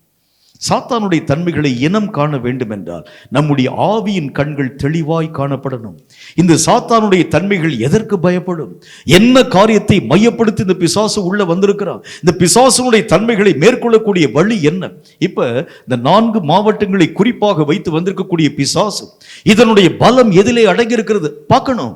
இதனை நீங்கள் துரத்த வேண்டும் என்றால் நீங்கள் செய்ய வேண்டிய காரியம் என்ன? சும்மா ஜெபிச்சா போதுமா? அதற்கு ஏதாகிலும் நாம் இறங்கி கிரியைகளை செய்ய வேண்டுமா? இந்த வகையான பிசாசுகளை துரத்த வேண்டும் என்றால் இதனுடைய மகா வல்லமையை கட்டி போட எதனால் நான் இவைகளை கட்டி போடக்கூடிய வல்லமைகளை பெற்றுக்கொள்ள முடியும்? இதை காணும் கண்கள், தெளிவான கண்கள் உனக்கும் எனக்கும் இருக்க வேண்டியது அவசியம். நிறைய நேரத்தில் நம்ம என்ன செய்யறோம் பாருங்க, சில நேரங்களில் பிசாசுகளை கட்டுகிறோம் என்கிற பேர்ல எதையோ காரியங்களை உருவாக்க ஆரம்பிச்சிடும். குறிப்பாக இந்த ஒரு காரியத்தை குறிப்பாக மையப்படுத்தி அவைகளுக்கு நேராக நீங்கள் மெய்யாகவே காரியங்களை பயன்படுத்துகிற உண்டானால் மட்டும்தான் இந்த வகையான பிசாசுகளை ஜெயிக்க நம்மால் முடியும். கர்த்தருடைய வேத புஸ்தகத்துல நிறைய நேரங்கள் ஆண்டவராகிய தேவன் யுத்தத்திற்கு பல விதமான தந்திரங்களை சொல்லியிருக்கிறார். அதுல சில குறிப்பிட்ட தந்திரங்கள் உங்களுக்கு சொல்றேன் பாருங்க. சில நேரத்துல யுத்தத்திற்கு போகும் பொழுது அலங்கத்துக்கு பக்கத்துல போய் நின்று யுத்தம் பண்ணணும். அலங்கத்துக்கு பக்கத்துல போய் நின்று எதிரியை நாம் துரத்தும்படிக்காக பக்கத்துல நெருக்கி போகணும். சில நேரங்கள்ல அலங்கத்துக்கு பக்கத்துல போகக்கூடாது. ஏனென்றால் மேலே இருந்து கவனெறியக்கூடியவர்கள், அம்பு எய்யக்கூடியவர்கள் மேலே உட்கார்ந்துருப்பாங்க. அந்த நேரத்துல நீங்க அந்த காரியங்களை புரிந்து கொண்டு எங்க அலங்கத்துக்கு பக்கத்துல போகணும், எங்க தூரமா இருந்து எய்ய வேண்டும் என்கிறதை நீங்கள் சரியாக இனம் கண்டுகொள்ள ஆரம்பிச்சாதான் அந்த பட்டணத்தை உங்கள் வசமாக பிடிக்க முடியும். அதே மாதிரி தான் சாத்தானுடைய காரியங்களையும் எந்த பிசாசை எந்த மாதிரி துரத்துனா அவன் இந்த எல்லைகளை விட்டு கடந்து ஓடி போவான். இந்த மாதிரி இரத்த வெறி கொண்ட பிசாசை துரத்த வேண்டும் என்றால் அதற்கு விரோதமாய் நான் என்ன ஆயுதத்தை பயன்படுத்தணும், என்ன விதமான காரியங்களை நான் என்னுடைய வாழ்க்கையை உபயோகப்படுத்தணும். சும்மா தனியாக நான் ஜெபிச்சா போதுமா, தனியாக நான் ஊழியம் பார்த்தா போதுமா, தனியாக கிரியைகளை நடப்பித்தால் போதுமா? இதற்கு நல்ல ஒரே ஒரு எக்ஸாம்பிள் சொல்றேன் பாருங்க. என்னுடைய சகோதரனை பற்றி ஒரு எக்ஸாம்பிள் சொல்றேன் பாருங்க. ஆண்டவராகிய தேவன் இருள் நிறைந்த காலம் வருகிறது அப்படிங்கிறத பற்றி என்னுடைய சகோதரன்கிட்ட கர்த்தர் பேசினார். இருள் நிறைந்த காலம் வருகிறது. அந்த இருள் நிறைந்த காலம் பெரிய காலமாய் தேசம் எங்கிலும் அந்த இருள் மூடப்போகிறது, காரிருள் மூடப்போகிறது. ஜனங்கள் தடுமாறி தெரிய போறாங்க. ஜனங்களுடைய கண்கள் மெய்யாகவே காண முடியாதவர்களுக்கு கண்கள் எல்லாம் அடைக்கப்படக்கூடிய அளவிற்கு காரிருள் தேசத்தை மூடப்போகிறது. அவர்கள் தங்கள் வழிகளிலே தடுமாறி விழுந்து போயிடுவாங்க. நிறைய சபைகள் தடுமாற்றம் அடைய போகிறது. நிறைய ஊழியர்கள் தடுமாறி விழுந்து போகிறாங்க. இப்படிப்பட்ட வார்த்தைகளை கர்த்தராகிய தேவன் பேசின மாத்திரத்துல இது நிறைய இடங்கள்ல போய் கர்த்தருடைய வார்த்தைகளாக என்னுடைய சகோதரன் போய் பிரசங்கம் பண்ண பெரிய காரிருள் தேசத்தை மூட போகின்ற காலத்தை நோக்கி நம்ம கடந்து வந்திருக்கிறோம். ஒரு நாள் கர்த்தரை நோக்கி ஜெபிக்க ஆரம்பிச்சாங்க. ஆண்டவரே, தேசத்தை காரிருள் மூட போகிறது உண்மைதான், என்றாலும் கூட நாங்கள் காப்பாற்றப்பட வேண்டும் என்றால் நாங்கள் என்ன செய்ய வேண்டும், நாங்கள் தப்புவிக்கப்பட வேண்டும் என்றால் நாங்கள் என்ன செய்யணும்? ஆண்டவராக தேவன் சொல்லிட்டீங்க, இந்த வார்த்தையின்படி காரிருள் நீங்கும்படிக்காக ஒருவேளை நாங்கள் இருக்கக்கூடிய இடத்தை விட்டு வெளியே எதிர்த்து போகக்கூடாதா? அந்த தடுமாறி தெரியக்கூடிய அந்த இருளான எகிப்து தேசத்திலே வந்த பொழுது உட்கார்ந்த இடத்தை விட்டு இங்கும் அங்கும் ஜனங்கள் எந்திரிச்சு போகாம உட்கார்ந்து இருந்தாங்களே, அதே மாதிரி நாங்கள் இருக்கணுமா? இந்த இருளை நீக்க வேண்டும் என்றால் நாங்கள் என்ன செய்யணும்? இந்த இருள் நிறைந்த காலத்திலே நாங்கள் வாழ்க்கை வாழ என்ன செய்யணும்? கர்த்தர் சொன்னார், இருள் நிறைந்த காரியத்தை மாற்ற ஒளியை ஏற்றுங்கள்னு கர்த்தர் சொன்னார். அப்ப ஒரு காரியத்திற்கு ஒரு ரெமெடி நமக்கு இருக்கு. அது நமக்கு தெரியாம இருள் நிறைந்த காரியம் வருகிறது என்பதற்காக வீட்டில் உட்கார்ந்து ஜெபிக்கிறது இல்லை. இருளை நீக்க வெளிச்சத்தை நீ ஏற்று, வெளிச்சமாக சுவிசேஷத்தை தேசம் எங்கிலும் பரவச்சை. உடனே ஆண்டவராக தேவன் பேசின அந்த வார்த்தையின் நிமித்தமாக உடனே டிராக்ஸில் அச்சடிச்சாங்க. சுவிசேஷமாகிய ஊழியத்தை எல்லா இடங்களிலும் பரவ செய்ய வேண்டும் என்கிற ஒரு வார்த்தையை பற்றி பேசின பொழுது இருள் கொஞ்சம் கொஞ்சமாய் விலக துவங்கிற்று. எதுக்கு நான் உங்களுக்கு சொல்றேன் பாருங்க. ஒவ்வொரு காரியத்திற்கும் ஒரு ரெமெடி உண்டு, ஒவ்வொரு காரியத்திற்கும் ஒரு விளக்கம் உண்டு. இவைகளை நீங்கள் கற்றுக்கொள்ள வேண்டியது அவசியம். இந்த சாத்தானுடைய காரியங்களை மேற்கொள்ள வேண்டும் என்றால் அதை எப்படி மேற்கொள்ள வேண்டும் என்கிற ரெமெடியை நீங்க தெரிஞ்சுக்கணும். எப்படி நீங்கள் அதை அந்த சாத்தானுடைய காரியங்களை துரத்த வேண்டும் என்கிற அந்த ஒரு வழிமுறைகளை நீங்கள் கற்றுக்கொள்ள வேண்டும். இப்படி கற்றுக்கொள்ளாம நாம யுத்தம் செய்ய ஆரம்பிக்கிறது உண்டானால், நாம வீடுக்குள்ள உட்கார்ந்து நம்மளால ஜெபிக்க ஆரம்பிக்கிறது உண்டானால் நிச்சயமாக எந்த மாற்றமும் தேசத்தின் எல்லைகளிலே வருகிறது இல்லை. அப்ப இந்த ரெமடியை கண்டுபிடிக்கக்கூடிய வழி என்ன என்றால், கண்கள் திறக்கப்பட வேண்டிய ஒரு அவசியம் நமக்கு வேணும். ஒரு ஆவிக்குரிய கண்கள் திறக்கப்பட ஆரம்பிக்கும் போதுதான் இந்த சாத்தானுடைய தன்மைகளை புரிந்து கொள்ளவும் இவனை மேற்கொள்ளக்கூடிய வழிமுறைகளை கற்றுக்கொள்ளவும் தக்கதாக தெளிவுள்ள ஒரு ஆவிக்குரிய நிலையின் ஊடாக நீங்களும் நானும் கடந்து போக முடியும். நிறைய நேரங்களில் ஆகாயத்தை அடிக்கிறவனை போல சிலம்பம் பண்ணக்கூடிய வாழ்க்கையின் மூலமாகத்தான் பிசாசை இன்றைக்கு வரைக்கும் உங்களாலும் என்னாலும் ஜெயிக்க முடியாத ஒரு வாழ்க்கை வாழ்ந்து கொண்டு வருகிறோம். பிசாசு இன்றைக்கு வரைக்கும் மூர்க்கம் கொண்டே இன்னும் தன்னுடைய எல்லைகளை விரிவாக்கி கொண்டே வருகிறதற்கு காரணம் என்ன என்று சொன்னால், எதிர்க்கிறவன் இல்லை, சாத்தானை மேற்கொள்ளக்கூடியவன் இல்லை. எல்லாரும் கேட்கிறாங்க, சாத்தானை பற்றி கேள்விப்படுறாங்க, சாத்தானை பற்றி தெரிஞ்சுக்கிறாங்க. அந்த சாத்தானை ஜெயிக்கக்கூடிய வழிமுறை அவங்களுக்கு தெரியல, அந்த மார்க்கம் உங்களுக்கு தெரியல. அதனால அவங்களாம் வீட்டில் உட்காந்து ஜெபம் பண்றாங்க, வீட்டில் உட்காந்து அந்த ஃபாஸ்டிங் இருக்கிறாங்க, வீட்டில் உட்காந்து அந்நிய பாஷை பேசுறாங்க, வீட்டில் உட்காந்து காரியங்களை செய்யறாங்க. ஒரு பிசாசை எதிர்க்க வேண்டும் என்றால் அவனுடைய பலம் என்ன, அவனுடைய பலவீனம் என்ன, அவனுடைய குறைவு என்ன, அவனை எங்க தாக்குனா அந்த பிசாசனுடைய வல்லமைகள் அழிந்து போக ஆரம்பிக்கும். இவைகளை பார்க்கக்கூடிய தெளிவுள்ள கண்கள் இருக்கக்கூடிய மனிதன் இல்லாததுனாலதான் தன்னுடைய எல்லைகளை சாத்தான் விரிவாக்கி கொண்டே வருகிறதை பிரத்யட்சமாய் பார்க்க முடியும். நேற்றைய தினத்தில் ஒரு செய்தி நான் பார்த்தேன். இந்த செய்தியில் என்ன ஒரு காரியம் அப்படின்னா, கோயம்புத்தூர் மாவட்டத்தில் இருக்கக்கூடிய ஒரு பெரிய ஒரு செய்தி. இந்த செய்தியில் வேலைக்கு ஆள் எடுக்கக்கூடிய ஒரு நிலையை பற்றி அவங்க போடுறாங்க. அதுலேயும் என்ன வேலை பார்க்குறதுக்காக அப்படின்னு பார்த்தீங்கன்னா, அந்த வேலையில் அதாவது க்ளீன் பண்ணக்கூடிய துப்புரவு பணியாளருக்குரிய பணி, அதாவது ஸ்கேவெஞ்சருக்குரிய ஒரு பணி, ரோடு க்ளீன் பண்ணுகிறது, மற்ற காரியங்களை க்ளீன் பண்ணுகிறது, இந்த மாதிரியான ஒரு பணிக்கு ஆள் எடுக்கக்கூடிய ஒரு நிலையை உருவாக்குறாங்க. ஆள் எடுக்கக்கூடிய நிலையை உருவாக்கும் போது பார்த்தீங்கன்னா, கூட்டம் அலைமோதக்கூடிய காரியத்தை தொலைக்காட்சியில் பார்க்குறேன். நிறைய ஜனங்கள் வந்து நிற்கிறாங்க. இவங்கெல்லாம் என்ன எஜுகேஷன் படிச்சிருக்கிறாங்க பார்த்தீங்கன்னா, எல்லா என்ஜினியர்ஸ், எல்லாரும் டாக்டர்ஸ் படிச்சிருக்காங்க, என்ஜினியர் படிச்சிருக்காங்க. அவங்களாம் வந்து போட்டி போட்டுக்கொண்டு ஸ்கேவெஞ்சர் பணிக்காக நிற்கிறாங்க.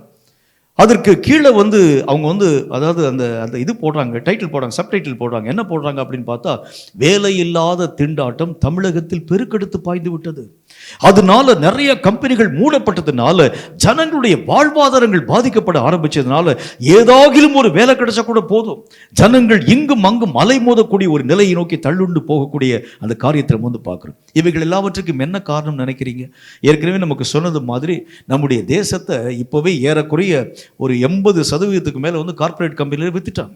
கார்ப்பரேட் கம்பெனி தான் இப்போ நம்முடைய இந்திய நாட்டை ஆளுகை செய்யக்கூடிய அளவிற்கு நம்முடைய அதாவது இந்த பாரத் பெட்ரோலியம் ஏறக்குறைய 52.8% அந்த அந்த அந்த பங்குகள் எல்லாம் வந்து அந்நியருடைய கரங்களை, தனியாருடைய கரங்களை வித்துட்டாங்க.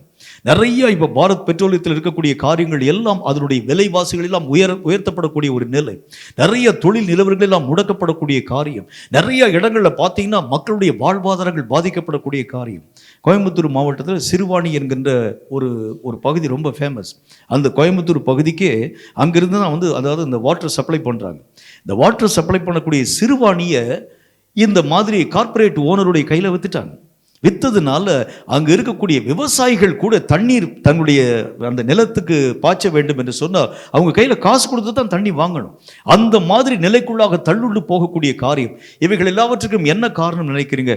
ஆட்சி சரியில்லை என்கிற ஒரு காரியம் அல்ல, சாத்தானுடைய கரங்கள் நம்மேல் அதிகமாய் தீவிரமாய் வருகிறது. அதுதான் காரணம். சாத்தான் தன்னுடைய எல்லைகளை விரிவாக்கி கொண்டே வருகிறான். தடுக்கிறவன் இல்லாததுனால தேசத்தில் எல்லா விதமான காரியங்களையும் தன்வசமாய் கொண்டு வரக்கூடிய சாத்தான் சபைகள் எல்லாம் தங்கள் தங்கள் காரியங்களை பார்த்து கொண்டு குறுகிற நிலைமையில் காணப்படக்கூடிய இந்த சூழ்நிலை. ஜெபிக்கக்கூடியவன் இல்லை. கர்த்தருடைய சமூகத்தை நோக்கி ஜெபித்து வரக்கூடிய அழிவுகளை தடுக்கக்கூடியவன் யாரும் இல்லை. தெளிவான பார்வையுள்ள மனுஷன் யாருமே இல்லை. தேசத்திலே நடக்கக்கூடிய பிரச்சனைகளை பற்றி ஆராயக்கூடியவன் யாருமே இல்லை. என் குடும்பத்தில் நல்லா இருக்கிறதா, ஓகே பரவாயில்ல, எனக்கு சாப்பாடு இருக்கிறதா போதும், என்னுடைய குடும்பத்துக்கு தேவையான காரியம் இருக்கிறதா போதும், இவைகளை மட்டும் பார்க்கிறதுனால தேசத்தில் நடக்கக்கூடிய பிரச்சனைகளை பற்றி ஜனங்களுடைய கண்கள் காணாமல் போக ஆரம்பிச்சிருச்சு.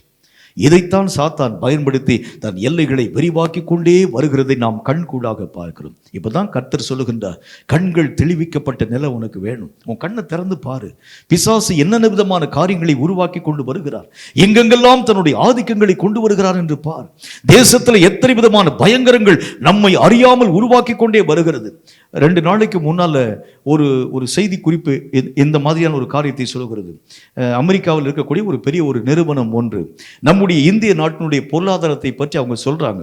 இனி எண்ணி ஒரு 10 ஆண்டுகள் கூட இந்திய தேசத்திலே காணப்படக்கூடிய பொருளாதார நிலைகள் நிலையாக நிற்க முடியாது. 10 ஆண்டு கூட தாக்கு பிடிக்காது. இனி கொஞ்ச நாளுக்குள்ளாக இந்தியாவிலே காணப்பட்டிருக்கக்கூடிய மொத்த பொருளாதார நிலைகளும் ஒன்றுமில்லாமல் தரைமட்டம் தாழ்த்தப்பட்டு தேசமே பிச்சை எடுக்கும் நிலையை நோக்கி கடந்து போயிடும் அப்படின்னு அவங்க செய்தி குறிப்பு சர்வேல சொல்றாங்க. இதை எதுக்கு சொல்றேன் அப்படின்னா, நம்முடைய நாட்டில் நடக்கக்கூடிய விஷயங்களை ஆராய்ந்து பார்க்க முடியாத அளவுக்கு சாத்தான் கண்களை குருட்டாட்டம் பிடிக்கப்படுறான். என் தேவை, என் குடும்பம், என்னுடைய காரியம், என்னுடைய சபை, என்னுடைய ஐக்கியம், இல்லை இல்லை, உன் கண்ணை திறந்து பாரு. சாத்தான் எங்கெங்கெல்லாம் நம்முடைய வாழ்க்கைக்கு விரோதமாய் செக் வைக்கிறான் பாரு. எத்தனை விதமான விஷயங்களை உருவாக்குகிறான் பார். எத்தனை விதமான காரியங்களை சாத்தான் கொண்டு வரக்கூடிய இந்த காரியங்களை ஆராயக்கூடியவன் யார்? ஆகவேதான் கர்த்தர் சொல்லுகின்றார், எதிரியினுடைய பலத்தை முதல் காரியம் உன் கண்களினால் தெளிவாய் ஆழமாய் பார். என்னென்ன விஷயத்திலெல்லாம் எதிரியானவன் தன்னுடைய காய்களை மறைமுகமாய் நகர்த்தி கொண்டு வருகிறான். எத்தனை பங்கு சந்தைகளை தன்னுடைய வசமாய் சாத்தான் கொண்டு போயிருக்கிறான் பாருங்க. எத்தனை விதமான, அதாவது நம்முடைய இந்தியாவுடைய ரயில்வேயினுடைய அந்த நிர்வாகம் எல்லாம் என்றைக்கோ அதாவது இந்த தனியாருடைய வசமாய் தாரை பார்க்கப்பட்டு போயிடுச்சு. நம்முடைய இந்தியாவிலே ஓடக்கூடிய ஏறக்குறைய அதாவது இந்த மெட்ரோ ரயில் சிஸ்டம் அதுல ஏறக்குறைய 50% மேல வந்து அந்நியருடைய கரங்களில் போயிடுச்சு, தனியாருடைய கையில போயிடுச்சு. இவைகள் எல்லாவற்றிற்கும் என்ன காரணம் என்றால், தடுக்கிறவன் இல்லை, கம்பெனிகள் மூடப்பட்டு எல்லா ஜனங்களும் நடுத்தரில் நிற்கிறாங்க. ஒரு நாள் கூட லீவு போட முடியாத நிலை. அவங்ககிட்ட கேட்கும் போது அவங்க என்ன சொல்றாங்க, ஒரு நாள் லீவு போட்டால் உடனே வேலையை ஊஸ் பண்ணிடுவாங்க. ஏனென்றால் எங்களை காட்டிலும் குறைந்த சம்பளத்துக்கு வேலை பார்க்க ஆட்கள் ரெடியா இருக்கிறாங்க. நீ இந்த சம்பளத்தை வாங்கிட்டு வேலை செய்யாமல் இருக்கிற காட்டில் இந்த காரியத்தை விட்டு வெளியே போகணும்னு சொல்லி எங்களை அனுப்பக்கூடிய ஒரு நிலை. இவைகள் எல்லாவற்றிற்கும் காரணம் என்ன? நிர்வாக சீர்கேடுகள் அல்ல, சாத்தான் தன் எல்லைகளை விரிவாக்குகிறான். இதை நீங்களும் நானும் இனம் கண்டு சாத்தானுக்கு விரோதமாய் நாம் எழும்ப வேண்டியது அவசியம். ஆகவேதான் கர்த்தர் சொல்லுகின்றார், தடுக்கிறவன் இல்லாதிருக்கிறதுனால சாத்தான் மும்முரம் கொள்ள ஆரம்பிச்சிட்டான். தடுக்கிறவன் இல்லாதிருக்கிறதுனால சாத்தான் தன்னுடைய வலிமையை பெருக்க ஆரம்பிச்சிட்டான். சாத்தானுடைய காரியங்களை நிறுத்தக்கூடியவன் யாருமே இல்லாமல் இருக்கிறதுனால சாத்தான் இன்னும் மூர்க்கம் கொண்டு எழும்ப துவங்க ஆரம்பிச்சிட்டான். சபைகளிலே, ஊழியங்களிலே, ஆவிக்குரிய மக்களின் மத்தியில, அந்த எல்லா விதமான நிறுவனங்களின் மத்தியிலே தன்னுடைய அந்த முத்திரைகளை சாத்தான் பதிக்கிறதற்கு காரணம், சாத்தானை தடுக்கக்கூடியவர்கள் யாருமே இல்லை. ஆகவேதான் கர்த்தர் இன்றைக்கு ஒரு காரியத்தை சொல்லுகின்றார், எதிரியை முதல் காரியம் எண்ணம் கண்டுகொள். நீ எதிரியை எங்கே தேடி போக வேண்டும், எங்கெங்கெல்லாம் அவன் இருக்கிறான் என்கிறதை அவனுடைய நிலைகளை ஆராய்ந்து பார். எவைகளை நோக்கி நீ ஜெபிக்க வேண்டும், எவைகளுக்காக நீ புலம்ப வேண்டும், எவைகளுக்கு விரோதமாய் நீ எழும்பி நிற்க வேண்டும், எவைகளை நீ தடுக்கக்கூடியவனாய் நீ புறப்பட வேண்டும். இவைகளை நீ காணும்படி தெளிவுள்ள பார்வையுள்ளவனாய் நீ மாற்றப்பட்டாதான் இந்த கடைசி காலம் தேவனாகிய கர்த்தருடைய ராஜ்யம் ஸ்தாபிக்கப்படக்கூடிய காலமாய் மாற்றப்பட முடியும். இல்லை என்று சொன்னால் நீங்களும் நானும் நம்முடைய காலங்களை இழந்து போக ஆரம்பிச்சிருவோம். நமக்கு பின்பதாக வரக்கூடிய காரியங்களை நம்ம இழந்து போக ஆரம்பிச்சிடும். ஆகவேதான் கர்த்தர் ஒரு நல்ல ஒரு வார்த்தையை நமக்கு கற்பித்து தருகின்றார். அவர் சொல்லுகின்றார், உன் கண்கள் முதல் காரியம் தெளிவாக்கப்படணும். எங்கெங்கெல்லாம் சாத்தானுடைய தன்மைகள் மறைந்திருக்கிறது, எங்கெங்கெல்லாம் சாத்தானுடைய காரியங்கள் ஒளிந்திருக்கிறது, எங்கெங்கெல்லாம் சாத்தான் மறைந்திருந்து கிரியைகளை நடப்பிக்கிறார், இவனை நோக்கி நீ மெய்யாகவே காரியங்களை நகர்த்த ஆரம்பிச்சா மட்டும்தான் தேசத்திலே வரக்கூடிய அழிவுகளை நின்று தேசத்தை காப்பாற்ற முடியும் என்று கர்த்தராகிய தேவன் நமக்கு சொல்லுகின்றார். நான்காவது ஒரு காரியத்தை உங்களுக்கு நான் சொல்ல வேண்டும். நான்காவது காரியம் எப்படிப்பட்டது என்றால், எரியக்கூடிய ஆயுதம் சாத்தானை நோக்கி குறிவைத்து எரியக்கூடிய ஆயுதமாய் இருக்க வேண்டும். இந்த ஆயுதங்கள் ஏதோ ஒரு எக்குத்தப்பாக எரியக்கூடிய ஆயுதங்களாக இருக்கக்கூடாது. சில நேரங்களில் நமக்கு விரோதமாய் வரக்கூடிய பிரச்சனைகளுக்காக நம்ம கற்களை விட்டு எரிகிறோம் என்று வைத்துக் கொள்ளும். சும்மா குறிவில்லாமல் நம்ம வாட்டுக்கு எரிவோம். ஏதாச்சும் தப்பி தவறி ஒரு இதில் விழுந்துடாதா அப்படி நம்ம எரிவோம். ஆனால் கர்த்தர் சொல்லுகின்றார், எரியக்கூடிய காரியங்களை சரியாக குறிப்பார்த்து எரிய வேண்டும் என்று கர்த்தர் நமக்கு சொல்லுகின்றார். கொஞ்சம் யோசிச்சு பாருங்க. இப்போ கர்த்தருடைய வேதம் சொல்லுகிறதை போல இந்த வசனத்தை கொஞ்சம் வாசிங்க. லூக்கா எழுதின சுவிசேஷத்தில் 22வது அதிகாரம் 44 முதல் 46 வரை இருக்கக்கூடிய வசனங்களை வாசி. லூக்கா 22வது அதிகாரம் 44 முதல் 46 வரை. அவர் மிகவும் வியாகுலப்பட்டு அதிக ஊக்கத்தோட ஜெபம் பண்ணினார். அவருடைய வியர்வை இரத்தத்தின் பெருந்துளிகளாய் தரையிலே விழுந்தது. அவர் ஜெபம் பண்ணி முடித்து எழுந்திருந்து தம்முடைய சீஷரிடத்தில் வந்து அவர்கள் தூக்கத்தினாலே நித்திரை பண்ணுகிறதை கண்டு நீங்கள் நித்திரை பண்ணுகிறது என்ன சோதனைக்கு உட்படாதபடிக்கு எழுந்திருந்து ஜெபம் பண்ணுங்கள் என்றார். கர்த்தருடைய வேத புத்தகத்துல இப்போ ஒரு பெரிய ஒரு போராட்டம், இயேசுவுக்கும் சாத்தானுக்கும் நேரடியான போராட்டம். உங்களுக்கே நல்லா தெரியும், ஒரு இராணுவத்தில் நம்ம உள்ள போய் ஜாயின் பண்ணிட்டோம்னா, ஒருவேளை இராணுவத்தில் யுத்த வீரனாய் நீங்கள் போய் ஜாயின் பண்ணலை. நீங்கள் போய் ஜாயின் பண்ணிக்கிறது என்ன ஜாயின் பண்ணியிருக்கிறீங்க அப்படின்னா, இராணுவத்தில் ஒரு கேன்டீன் வச்சுருக்கிறேங்க அப்படின்னு வச்சுக்கோங்க. இராணுவத்தில் ஒரு இட்லி சுட்டு வைக்கிறேன், வடை சுட்டு வைக்கிறேன், அல்லது ஏதாச்சும் ஒரு காரியத்தை செஞ்சு வைக்கிறேன். இந்த மாதிரி ஒரு காரியத்தை நம்ம போய் அங்கே போய் இராணுவத்தில் உள்ளே போய் இருக்கிறோம். இந்த இராணுவத்தை குறிவைத்து தாக்கக்கூடிய எதிரி படைகள் நம்ம குண்டு போடக்கூடிய நேரத்தில் அவன் இட்லி கடை வச்சுருக்காங்க, அவனை வீட்டில் மற்ற இடத்துல குண்டு போடுங்கன்னு சொல்ல மாட்டான். குண்டு போடக்கூடியவன் இராணுவத்தினுடைய முகாமின் மேல் குண்டு போடும்போது இராணுவத்தில் யாரெல்லாம் உள்ளே இருக்கிறானோ, ஒருவேளை அவன் பணியாற்றக்கூடியவனாக இருக்கலாம், ஒருவேளை மருத்துவர்களாக இருக்கலாம், ஒருவேளை அங்கே சுத்தப்படுத்தக்கூடிய ஆட்களாக இருக்கலாம், ஒருவேளை அங்கே சின்ன அதாவது ஹோட்டல் வச்சுருக்கக்கூடிய ஆட்களாக இருக்கலாம். இந்த இராணுவத்தில் உள்ளே நுழைஞ்சிட்டிங்கனாலே நீங்கள் வீரனோ இல்லையோ அந்த உங்களுடைய உயிருக்கு உத்தரவாதம் கிடையாது. அவங்க குண்டை போட்டாங்கன்னா எல்லாரையும் அது பாதிக்கத்தான் ஆரம்பிக்கும். அப்போ இந்த இடத்துல வந்து வசனத்தில் என்ன ஒரு காரியத்தை பார்க்குறோம், இயேசுவோடு கூட அவருடைய சீஷர்களும் போகிறாங்க. இப்போ சாத்தானுக்கு நேராக யுத்தத்துக்குள்ளே இயேசு போகின்றார். பக்கத்தில் அவருடைய சீஷர்களையும் கூட்டிகிட்டு போகிறார். நீங்களாம் ஜெபம் பண்ணுங்க, நானும் போய் ஜெபம் பண்ண போகிறேன் என்று கர்த்தராகிய தேவன் போகின்றார். இப்போ இயேசுவுக்கும் அந்த போராட்டத்துக்குரிய காரியம் தெரியும். பிசாசினாலே வரக்கூடிய போராட்டத்தை பற்றி இயேசு சீஷர்கிட்ட பேசிட்டார். இது சாத்தானுடைய வேலையாக இருக்கிறதுப்பா, ரொம்ப ஜாக்கிரதையாக எச்சரிக்கையாக விழிப்பாக இருந்து நீங்கள் ஜெபிக்க வேண்டும் என்று கர்த்தர் பேசிட்டார். இந்த காரியம் ஒருவேளை கர்த்தருக்கு நேரடியாக தெரிஞ்சிருக்கக்கூடிய காரியம், இது சீஷர்களுக்கும் கர்த்தர் வெளிப்படுத்திட்டார். இப்போ யுத்தத்துக்கு 2 பேரும் ஆயத்தப்படுறாங்க. யார் யார் ஆயத்தப்படுறா? இயேசுவும் ஆயத்தப்படுறாங்க, சீஷர்களும் ஆயத்தப்படுறாங்க. இந்த ஆயத்தப்படக்கூடிய நேரத்தில் என்ன நடக்கிறது பாருங்க. இயேசு படக்கூடிய ஆயத்தத்தில் என்ன நடக்கிறது? சாத்தான் இயேசுவோடு கூட நேரடியாக யுத்தத்திற்குள்ளாக வரக்கூடிய நேரத்தில், சிலுவை மரணம் என்கின்ற பெரிய ஒரு யுத்தத்திற்குள்ளாக வரக்கூடிய நேரத்தில் இயேசு சாத்தானோடு கூட நேரடியாய் முகமுகமாக யுத்தம் செய்து சாத்தானுடைய தலையை தன்னுடைய காலினால், குதிகாலினால் நசுக்கி போட்டுட்டார். இதே சாத்தான் இயேசுக்கு பக்கத்திலே இருந்து ஜெபிக்கக்கூடிய சீஷர்களோடு கூட வருகின்றார். சீஷரோடு கூட யுத்தம் பண்ணும்படிக்காய் வரும்போது தகுந்த ஆயத்தம், குறிவைத்து தாக்கக்கூடிய நிலை அவங்களுக்குள்ள இல்லாததுனால இயேசுவை விட்டு மறுதலித்து ஒரே ஓட்டமாக ஓடியே போயிட்டாங்க. 2 பேருக்கும் ஒரே நேரத்தில் யுத்தம் நடக்குது. இயேசுவுக்கும் நடக்குது, சீஷர்களுக்கும் நடக்குது. சீஷர்கள் தோற்று ஓடி போனார்கள், இயேசுவோ யுத்தத்திலே ஜெயிக்க துவங்கினார். இதுக்கு என்ன காரணம் என்றால், சரியாக குறிவைத்து தாக்கக்கூடிய ஒரு நிலை. எதிரியினுடைய பலத்தை அறிகிறது மட்டுமல்ல, எதிரியை சரியாக குறிவைத்து தாக்கக்கூடிய ஒரு நிலை. இயேசு கிறிஸ்து எதை நான் செய்தால் எதிரியை வீழ்த்த முடியும் இயேசுவுக்கு நல்லாவே தெரிஞ்சிருச்சு. இயேசு உங்களுக்கு டீச் பண்றாரு, சீஷர்களுக்கு சொல்லிக் கொடுக்கிறார். இந்த சாத்தான் இப்பொழுது நமக்கு விரோதமாய் வருகின்றான், உலகத்தின் அதிபதி இடத்திலே வருகின்றான். அவனுக்கு கொடுக்கிறதுக்கு என் கையில ஒண்ணுமே இல்லை என்றாலும் கூட உலகத்திலே காணப்படக்கூடிய இந்த பொல்லாத சாத்தான் நேருக்கிறனாய் போரிட வருகிறான் என்கிறதை பற்றி கர்த்தர் எச்சரிப்பு சொல்லிட்டார். சொல்லக்கூடிய நேரத்தில் ஆயத்தம் அடைய வேண்டிய சீஷர்களும் சரி, இயேசுவும் சரி, 2 பேரும் ஒரே இடத்துல தான் ஆயத்தப்படுறாங்க. இயேசு ஆயத்தப்பட்ட யுத்தத்திற்குள்ளாக கடந்து போகக்கூடிய நேரத்தில் சரியாய் குறிவைத்து சாத்தானுடைய தலையை அடித்து போட்டு தன்னுடைய குதிகாலிலே இயேசு நசுக்கி போடுகின்றார். ஆனால் சீஷர்களோ சாத்தானுக்கு முன்பதாக நிற்க முடியாமல் பலவீனப்பட்டு போறாங்க. இப்போ இதுக்கு என்ன காரணம் அப்படின்னா, இந்த குறிவைத்து தாக்கக்கூடிய விஷயத்தில் முதல் காரியம் என்ன அப்படின்னா, ஒன்று நீங்கள் தாக்கக்கூடிய குறிய ஒரே அடி அடிச்சு போட்டுடும். அறகுறையை அடிச்சிட்டின்னு வச்சுங்களேன், அது பெரிய ஆபத்து என்கிறதை முதல் காரியம் கற்றுக்கொள்ள வேண்டும். பாம்பு அடிக்கக்கூடிய நேரத்தில் பாம்பை மொத்தமாக அடிச்சிடணும்னு சொல்லுவாங்க. பாம்பை அறகுறையை அடிச்சிட்டிங்கன்னா அந்த பாம்பு மீண்டும் உயிர் கொண்டு எழுகிறது உண்டானால் அது உங்களை விரட்டி கொத்தாமல் விடவே விடாதுன்னு சொல்லுவாங்க. சில நேரங்களில் அரைகுறையாய் அடிக்கக்கூடிய அடிகள் அது ரொம்ப ஆபத்தானது. கொஞ்சம் யோசிங்க. இதுக்கு நல்ல ஒரு உதாரணம் சொல்கிறேன் பாருங்க. தாவீதும் கோலியாத்தும் இருக்கக்கூடிய அதே சம்பவத்தை திரும்ப எடுத்துக்கிறோம். இப்போ நெற்றி பட தாவீது கோலியாத்தை நோக்கி தன்னுடைய கவனை சுழற்றி கல்லை வச்சு அடிச்சிட்டார். தாவீது அடித்த அந்த கோலியாத்து கீழே தரையில் விழுந்துட்டார். விழுந்த உடனே வெற்றி நிச்சயிக்கப்பட்டு போயிடுச்சு. கீழே விழுந்துட்டார், கோலியாத்து கீழே விழுந்துட்டார். எல்லா ஜனங்களும் எழும்பிட்டாங்க.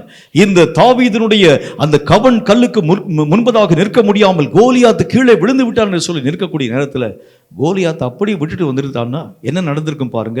இந்த தாவீது கொஞ்ச நேரம் அப்படி வெற்றி வாகை சூடி வெளியே வரக்கூடிய நேரத்தில் அந்த கவன் அடித்திருக்கக்கூடிய அடியில் ஒருவேளை மயக்கப்பட்டு கோலியாத்து விழுந்திருந்தான்னா மீண்டும் எந்திரிச்சுனா என்ன நடந்திருக்கும் பாருங்க.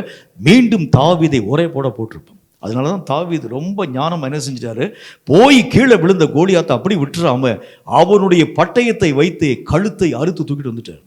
சாத்தான் அடிச்சா முழுசும் அடிச்சிரு.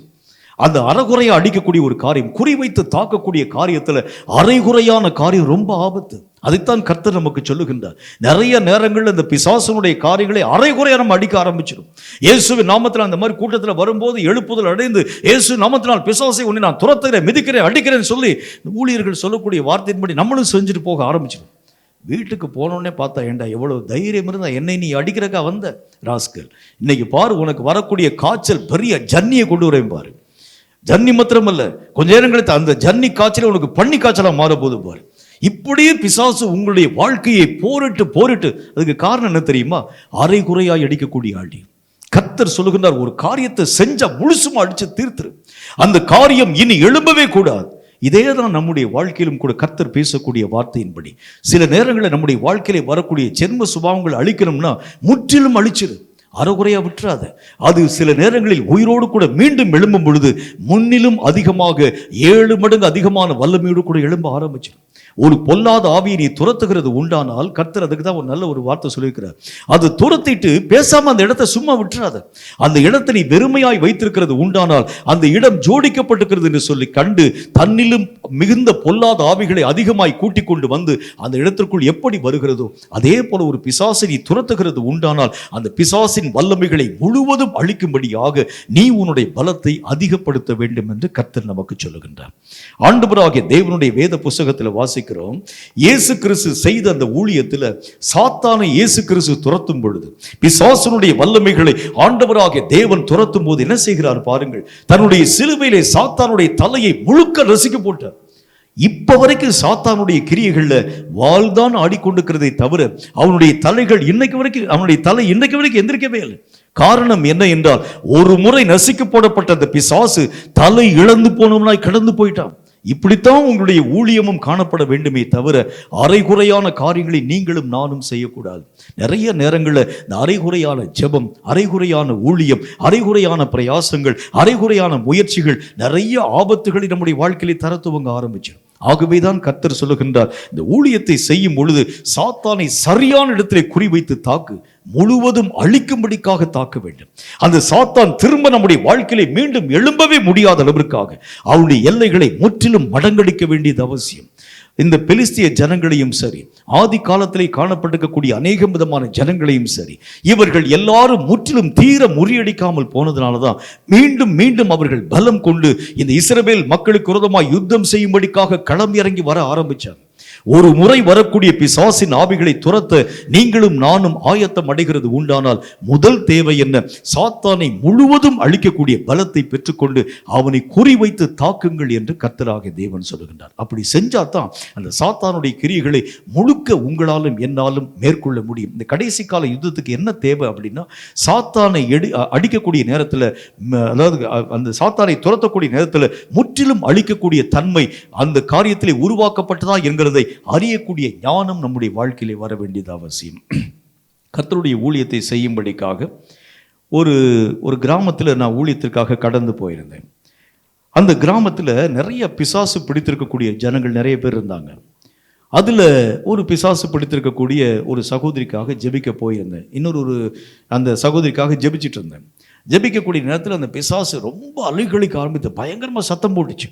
பயங்கரமாக சத்தம் போட்டு, ஐயோ என்னை சுடுறானே, என்னை எரிக்கிறானே, என்னை கொல்றானே, என்னுடைய ரெக்கையெல்லாம் ஒடிக்கிறானே சொல்லி பயங்கரமாக சத்தம் போட்டு அலற துவங்கிட்டு, அலறின உடனே இயேசுவின் நாமத்தினாலே பிசாசை போ போ என்று சொன்ன உடனே அப்படி பிசா மயக்கம் போட்டு விழுந்துருச்சு.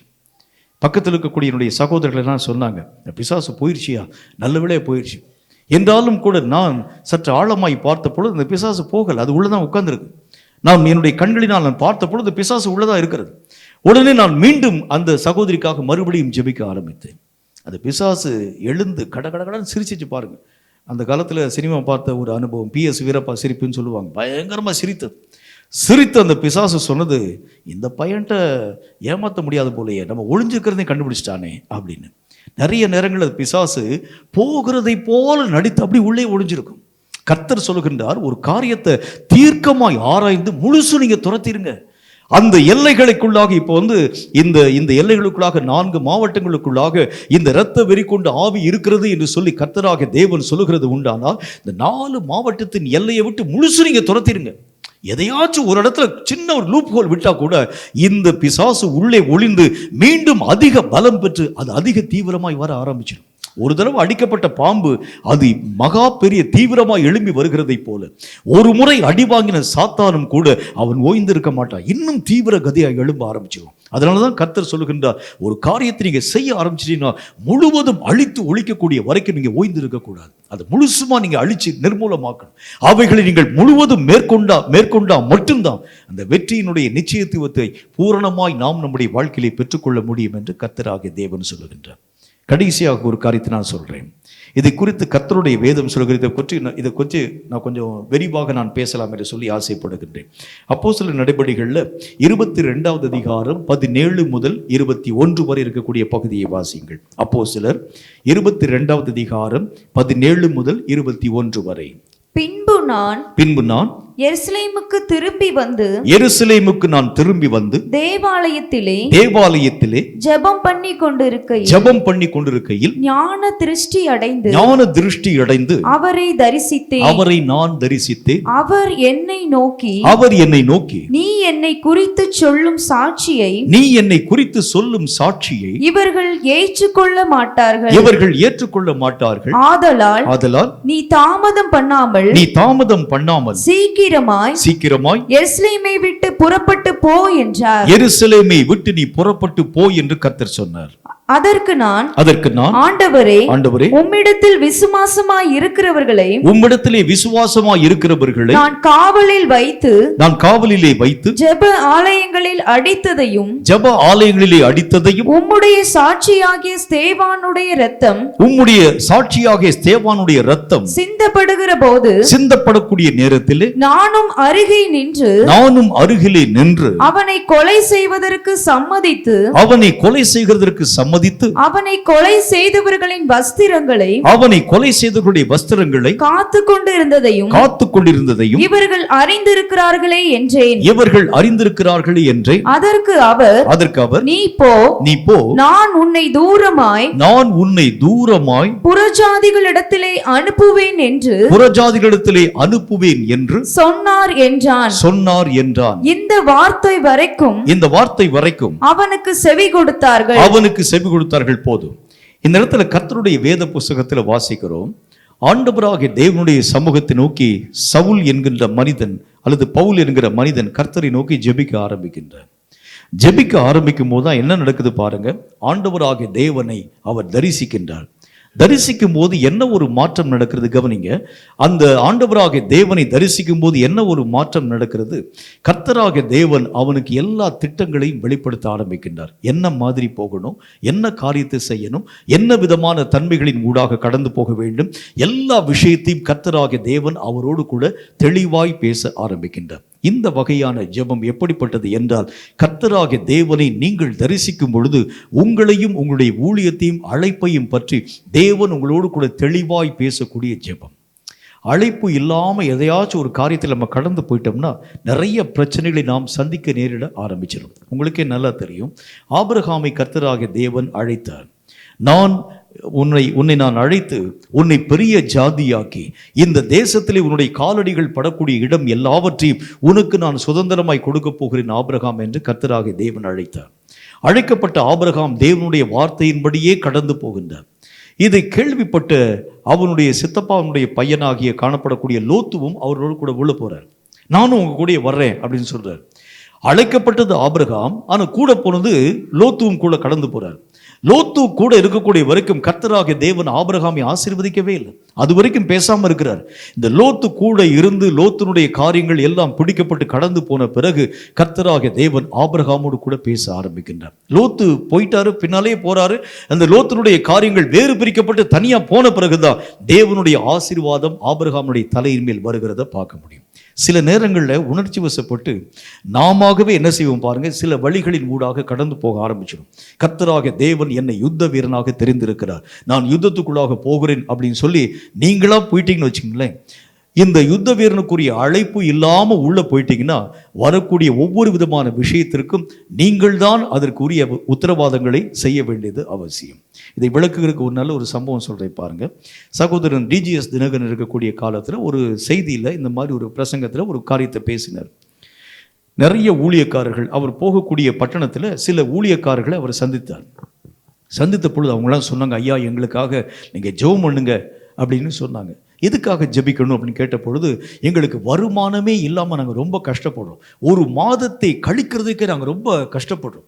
சில நேரங்களில் பாருங்கள், 1ஆம் தேதி ஆன உடனே அநேகமான வீடுகளை போய் நாங்கள் சந்தித்து அங்கே அவங்க கொடுக்கக்கூடிய காணிக்கை வச்சு தான் எங்களுடைய அந்த காரியங்கள் யாவற்றையும் நாங்கள் நடத்த துவங்க ஆரம்பிக்கிறோம். குடும்பத்துக்கு தேவையான காரியங்களே சந்திக்கப்படுகிறது இல்லை.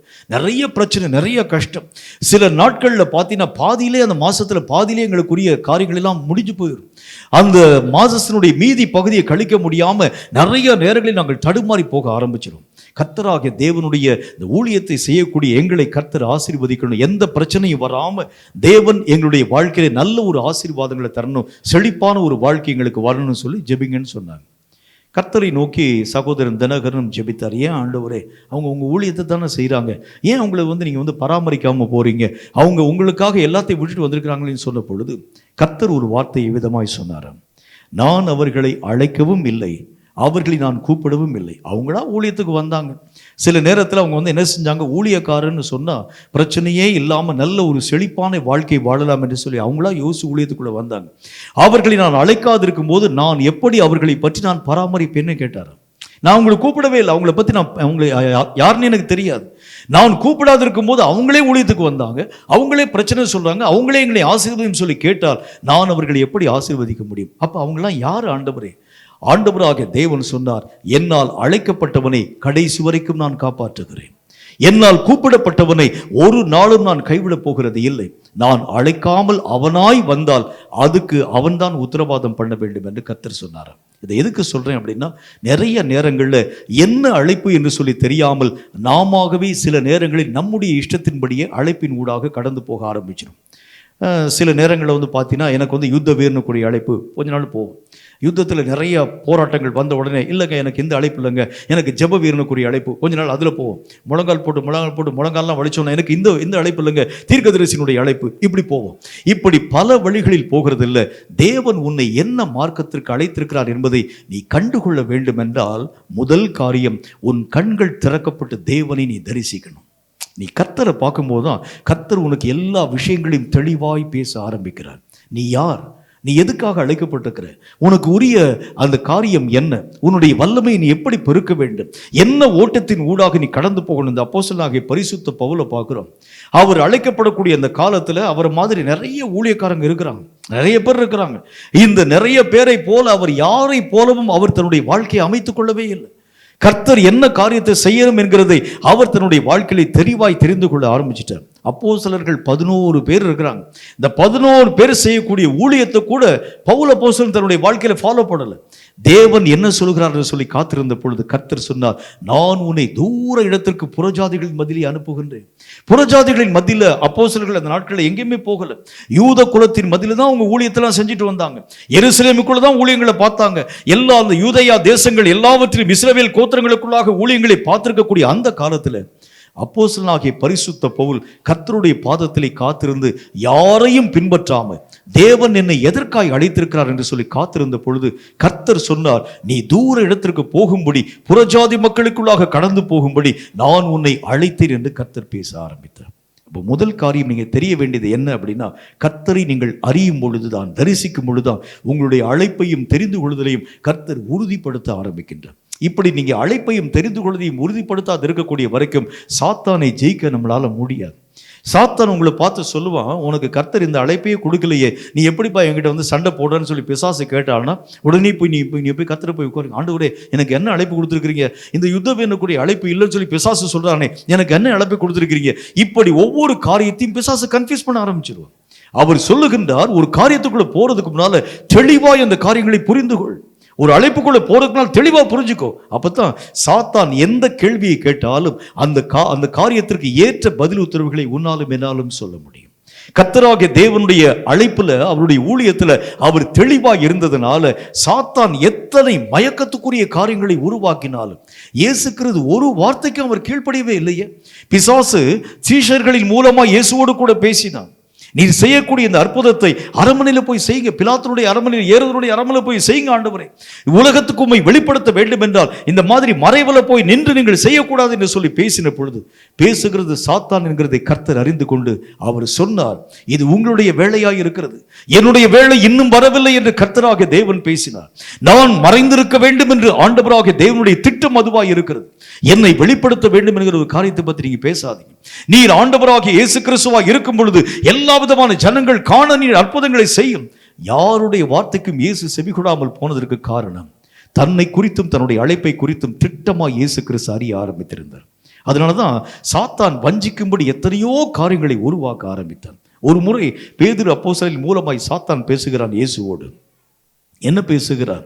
எருசலேமுக்கு நாம் போக போகிறோம், எருசலேமிலே மனுஷகுமாரன் பாவிகளுடைய கரங்களிலே ஒப்புக் கொடுக்கப்பட போகின்றார். பாவிகள் எல்லாரும் அவருடைய முகத்திலே காரி உமிழ்ந்து அவருக்கு விரோதமான வார்த்தைகளை பேசி அவரை கன்னத்திலே அறைந்து அவரை சிலுவையிலே அறைந்து எல்லா ஜனங்களுக்கு முன்பதாக பரியாசம் பண்ண துவங்குவார்கள். உடனே எல்லா சீஷர்களும் ரொம்ப பயந்துட்டாங்க.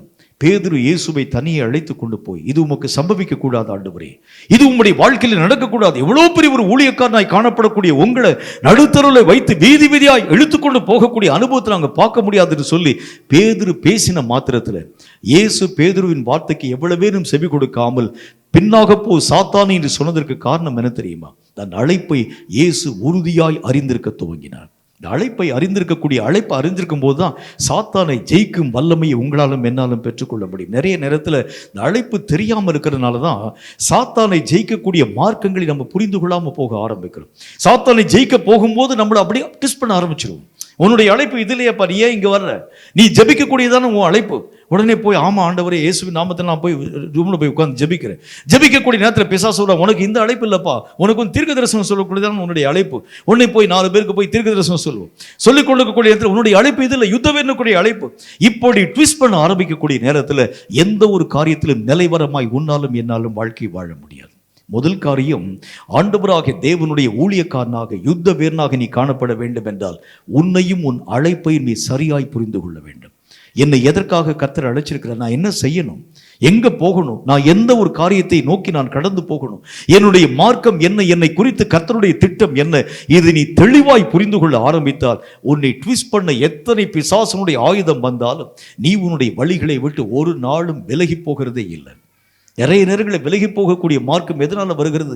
என்னை நான் அறியாமல் போகும்போது, என்னுடைய தன்மைகளை நான் புரிந்து கொள்ளாமல் போகும்போது, நான் யார் என்பதை விளங்கிக் கொள்ளாமல் போகும்போது தான் நிறைய நேரங்களில் அந்த சாத்தானுடைய கிரியைகளை அழிக்க முடியாதவனாய் நாம் நம்முடைய வாழ்க்கையை மாற்றப்பட ஆரம்பிக்கிறோம். அப்ப கர்த்தர் எதை நம்முடைய வாழ்க்கையை வலியுறுத்துகிறார் என்றால், தேவனை தரிசிக்கும் மனிதனாய், உன்னை அறியும் மனிதனாய் நீ உன் வாழ்க்கையிலே காணப்பட வேண்டும். இந்த தேவனை அறியக்கூடிய இந்த அறிவு, தேவனை தரிசிக்கக்கூடிய இந்த காரியம்தான் கர்த்தருடைய பலத்தை முழுமையுமாய் உன்னுடைய வாழ்க்கையை பெற்றுக்கொள்ளக்கூடிய மார்க்கமாய் காணப்பட ஆரம்பிக்கிறது. நீ தேவனை அறிய ஆரம்பிச்சிட்டேன்னா, தேவனை தரிசித்து உன்னை குறித்து நீ அறிய ஆரம்பிச்சிட்டேன்னா, சாத்தானை எதிர்க்கக்கூடிய வல்லமை பெற்றவனாய், நீ முழு வலிமை பெற்றவனாய் மாற்றப்பட ஆரம்பிச்சிருவ. இந்த வலிமைக்கு விரோதமாகத்தான் நாம் நம்மை உணர விட முடியாத அளவிற்கு நம்முடைய மனக்கண்களை சாத்தான் குருட்டாட்டம் பிடிக்க பண்ண ஆரம்பிக்கிறோம். உலகத்தில் எவ்வளோ வேலை இருக்குப்பா, இதெல்லாம் விட்டுட்டு போய் உன்னை நீ அறியக்கூடிய அளவிற்காக கர்த்தரை தரிசிக்கும்படிக்காக உட்கார்ந்துருக்கிறது என்ன? உலகத்தில் எத்தனை காரியம் இருக்கிறது, எத்தனை ஊழியத்தில் போய் நீ பிரசங்கம் பண்ண வேண்டும், எத்தனை சபையில் போய் பிரசங்கம் பண்ண வேண்டும், எத்தனை காரியங்களை நீ அறிந்து கொள்ள வேண்டும், எத்தனை ஊழியத்தில் எத்தனை ஜனங்களை நீ ரட்சிப்பினுடைய திட்டத்துக்குள்ளாக நடத்த வேண்டும். இதெல்லாம் விட்டுட்டு போய் நீ போய் அறையில் போய் உட்கார்ந்து கர்த்தரை தரிசிக்க வேண்டும், கர்த்தரை பார்க்கணும், என்னை அறிய வேண்டும் என்று சொல்லி உட்கார்ந்து இருக்கிறது என்ன என்கிறதை பற்றி சாத்தான் நம்மோடு கூட பேச ஆரம்பிக்கிறார். சாது சுந்தர் சிங்க்கு இதே விதமான போராட்டம் ஒரு முறை வந்தது. ஒரு நாள் மலையில் உட்கார்ந்து பெரிய பாறையில் உட்கார்ந்து ஜெபிச்சுட்டு இருக்கிறார். ஜெபித்து கொண்டிருக்கக்கூடிய நேரத்தில் ஒரு ஏழை பிராமணனை போல பிசாசு வர்றான். பிசாசு அந்த சாது சுந்தர் சிங் பக்கத்தில் வந்து நின்று கொண்டிருக்கிறார். இவர் நல்ல கண்ணை மூடி ஜெபம் பண்ணி முடிச்சுட்டு கண்ணை திறந்து பார்த்த பொழுது அந்த ஒரு பிராமணனை போல வந்து நிற்கக்கூடிய அந்த பிசாசு வந்து நிற்கிறான். நிற்கக்கூடிய அவன் இந்த சாதுவோடு கூட பேசுகின்றான். நீ என்ன செஞ்சிட்டு இருக்கப்பா அப்படின்னு கேட்குறான். சாது சுந்தர் சிங் சொன்னார், நான் என் தேவனாகிய கர்த்தரை நோக்கி நான் ஜெபிச்சுட்டு இருக்கிறேன். உலகத்தில் மக்கள் அழிகிறத பற்றி உனக்கு தெரியுமா அப்படின்னு கேட்டால், ஆமாம் தெரியும். உலகத்தில் எத்தனையோ ஜனங்கள் பாவ வழியில் சிக்குண்டு போகிறார்கள் தெரியுமா? ஆமாம் தெரியும். எத்தனையோ ஜனங்கள் நரகத்துக்குள்ளே அழிஞ்சு போகிறாங்க தெரியுமா? ஆமாம் தெரியும். இத்தனை காரியங்கள், இத்தனை வேலை பழு இருக்கும் பொழுது நீ கர்த்தருடைய சமூகத்தில் உட்கார்ந்து ஜெபிக்கிறது என்ன? நீ போய் கிரியைகளை செய்ய வேண்டாமா? ஊழியம் பார்க்க வேண்டாமா? ரட்சிக்கப்படாது இருக்கக்கூடிய மக்களை ரட்சிப்புக்கு நேராக நடத்தும்படி நீ போய் அநேக மக்களுக்கு சுவிசேஷம் சொல்ல வேண்டாமா? உடனே சாது சுந்தர் சிங் சாத்தானை பார்த்து பேசினார். நீ தேவனுடைய திட்டத்தை குலைக்கும்படிக்காக பேசக்கூடிய சாத்தான் என்கிறதை நான் கண்டுகொண்டேன். ஒரு மனிதன் அந்தரங்கமான வாழ்க்கையிலே பலம் படாமல், பலத்தை தன்னுடைய வாழ்க்கையிலே ஜபத்தின் மூலமாய் பெற்றுக்கொள்ளாமல் உலகத்திலே எத்தனை தூரம் ஊழியங்களை செய்தாலும் பிரயோஜனம் ஒன்றுமில்லை என்கிறதை நான் அறிந்திருக்கிறேன். சாத்தான் என்னை விட்டு விலகி போய் என்கிற ஒரு வார்த்தையை சொன்ன பொழுது டக்குன்னு பிசாசு மறைஞ்சு போயிடுச்சு. அவன் பேசினது நல்ல ஒரு வார்த்தை மாதிரி தான் இருந்தது. என்றாலும் கூட அந்த காரியங்களை இனம் காண ஆரம்பித்த பொழுது பிசாசு என்கிறதை சாது தன்னுடைய வாழ்க்கையை புரிந்து கொண்டார். இதை எதுக்கு சொல்றேன் பாருங்க. முதல் காரியம், உன்னை அறியும் அறிவு உனக்கு வேண்டும். இரண்டாவது காரியம், உன் தேவனை அறியக்கூடிய அறிவு உனக்கு வேண்டும். நிறைய நேரங்களில் கர்த்தரை அறியக்கூடிய அறிவு நம்முடைய வாழ்க்கையில் இல்லாததுனால தான் நம்முடைய வாழ்க்கையில் அநேகம் தடுமாற்றத்தின் ஊடாக கடந்து போகிறோம். ஒரு முறை ஆண்டவராகிய இயேசுவை பற்றி அறிவிக்கும்படிக்காக ஒரு இந்து சன்னியாசி இடத்துல போய் கர்த்தருடைய ஊழியக்காரர் கடந்து போனார். கடந்து போய் கர்த்தருடைய வார்த்தையை சொல்லி, என் இயேசுவை ஏற்றுக்கொள்ளுங்கள், ஆண்டவராகிய தேவனுடைய மகிமை உங்களுடைய வாழ்க்கையிலே வர வேண்டும், இயேசு கிறிஸ்து சீக்கிரம் வரப்போகிறார், கர்த்தர் நீங்க ஏற்றுக்கொள்ளவில்லை என்றால் மகா பெரிய கொடிய ஆக்கினைக்குள்ளாக நீங்க கடந்து போவீங்கன்னு சொன்னார். நீங்க யாரை பத்தி பேசுறீங்கன்னு சொல்லி அந்த இந்து சன்னியாசி கேட்டார். நான் இயேசுவை பற்றி பேசுகிறேன். உங்க இயேசு கிறிஸ்து தானே, இந்த பாரு அப்படின்னு சொல்லி தன்னுடைய கையை நீட்டி, இதோ என்னுடைய கைக்கு முன்பதாக நிற்கக்கூடியவர் யார் என்று பார். கைக்கு மேல பார்த்தீங்கன்னா இயேசுனுடைய உருவம், எவ்வளவு பெரிய உருவம் நிற்குது. இந்த பாரு, உன்னுடைய இயேசு என் கைக்குள்ள தான் இருக்கிறார். இந்த இயேசுவை பற்றி எவ்வளவு தூரம் நீ பிரபலமாய் பேசிக் கொண்டிருக்கிறாய், இந்த இயேசுனுடைய வல்லமையை பற்றி நீ பிரபலமாய் பேசிக் கொண்டிருக்கிறாய். இப்படி அவன் பேசிக் கொண்டிருக்கும் பொழுதே இயேசு கிறிஸ்துனுடைய சத்தம் அவருடைய காதலை கேட்டது. அங்கே தோன்றுகிறது நான் அல்ல, என்னை போல அந்த சாத்தானுடைய காரியங்களை பயன்படுத்தி அந்த இயேசுனுடைய உருவத்தை போல செஞ்சிருக்கிறான். அந்த இயேசு என்று அழைக்கக்கூடிய அந்த உருவத்தினுடைய கையிலும் காலிலும் இருக்கக்கூடிய காயத்தை பார் என்று கர்த்தர் சொன்னார். அதை பார்த்துட்டு இந்த மனுஷன் சொன்னா, நான் வழிபடக்கூடிய தேவன் அவர் அல்ல, இது சாத்தான் என்கிறது எனக்கு தெரியும், அவர் கையிலும் காலிலும் காயம் இல்லை என்று சொன்ன பொழுது டக்குன்னு அந்த இயேசு கிறிஸ்து மறைஞ்சு போயிட்டார். இப்ப கொஞ்சம் யோசிச்சு பாருங்க, ஒருவேளை நாம இருக்கிறோம் என்று வைத்துக் கொள்ளுங்கள், என்ன நடந்திருக்கும்? இயேசு கிறிஸ்து இதோ என் கையில இருக்கிறார் பாருங்க, அப்படி நெடுஞ்சாங்கடே கீழே விழுந்திருக்கும். ஆண்டவரே உங்களை பார்க்கணும் தான் இவ்வளவு நாள் நின்றுட்டு இருந்தோம். இந்த சாமியாரை முதலே தெரிஞ்சிருந்தா அப்பயே நான் வந்திருப்பேனே, அப்பயே வந்து இவர் கை கீழே இருக்கக்கூடிய இயேசுவை பார்த்திருப்பேனே, யோசிச்சிருப்போம் தானே. கர்த்தருடைய வேதம் சொல்கிறது, இயேசுவை அறியும் அறிவுதான் உன் வாழ்க்கையினுடைய பலம். பிசாசுக்கு தெரியும். அதனால்தான் இயேசுவை அறிய சாத்தான் உன்னை அனுமதிக்கவே மாட்டான். இயேசுவை விட்டுட்டு மற்ற எல்லா காரியத்தையும் நீ அறியும்படிக்காக அனுமதிக்க ஆரம்பிச்சிருவான் பிசாசு. சபையை பத்தி அறிஞ்சுக்கோ, ஊழியக்காரனை பத்தி அறிஞ்சுக்கோ, உபதேசத்தை பத்தி தெரிஞ்சுக்கோ, எல்லா காரியத்தையும் பத்தி தெரிஞ்சுக்கோ. ஆனால் நீ தெரிய வேண்டிய இயேசுவை மட்டும் அறிகிறதற்கு சாத்தான் அனுமதிக்கவே மாட்டான். ஏனென்றால் இயேசுவை நீ அறிஞ்சிட்டேன்னா உன் ஆவிக்குரிய வாழ்க்கையின் பலம் என்கிறது சாத்தானுக்கு தெரியும். உன் ஆவிக்குரிய வாழ்க்கையிலே நீ பலமடைய ஆரம்பிச்சிடுவ.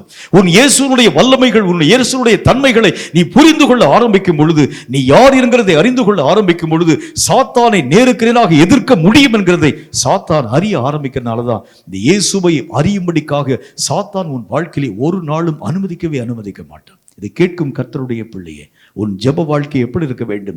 உன் இயேசுவை காணக்கூடியதாக, உன் இயேசுவோடு கூட நேரடியாய் தொடர்பு கொள்ளக்கூடியதாக, அந்யோன்யமான ஐக்கியம் கொள்ளக்கூடியதாக, இயேசுவை முகமுகமாய் சந்திக்கத்தக்கதாக, இயேசுடைய காரியங்களை தெளிவாய் புரிந்து கொள்ளத்தக்கதாக, ஆண்டவருடைய மகிமையை உன்னுடைய வாழ்க்கையிலே பிரத்யேகமாய் பிரத்யட்சமாய் அறியக்கூடியதாக காணப்படுகிறது உண்டானால் உன் ஆவிக்குரிய வாழ்க்கையிலே பலத்தின் மேல் பலம் பெற்றவனாய் மாற்றப்படுவாய். உனக்கு முன்பதாக வரக்கூடிய சாத்தான் உன்னை பார்க்கும் பொழுதே நடுங்கி ஓடுகிறதை பார்க்க முடியும். சாத்தானுடைய வல்லமைகள் உனக்கு முன்பதாக நிற்க முடியாமல் அவன் மெய்யாகவே தரை மட்டும் தாழ்த்தப்பட்டு ஓடி போகிறதை பார்க்க முடியும். காரணம் என்ன? இவன் இயேசுவை அறியும் அறிவினால் நிறைந்திருக்கிறான். இவனை ஏமாற்ற என்னால முடியாது.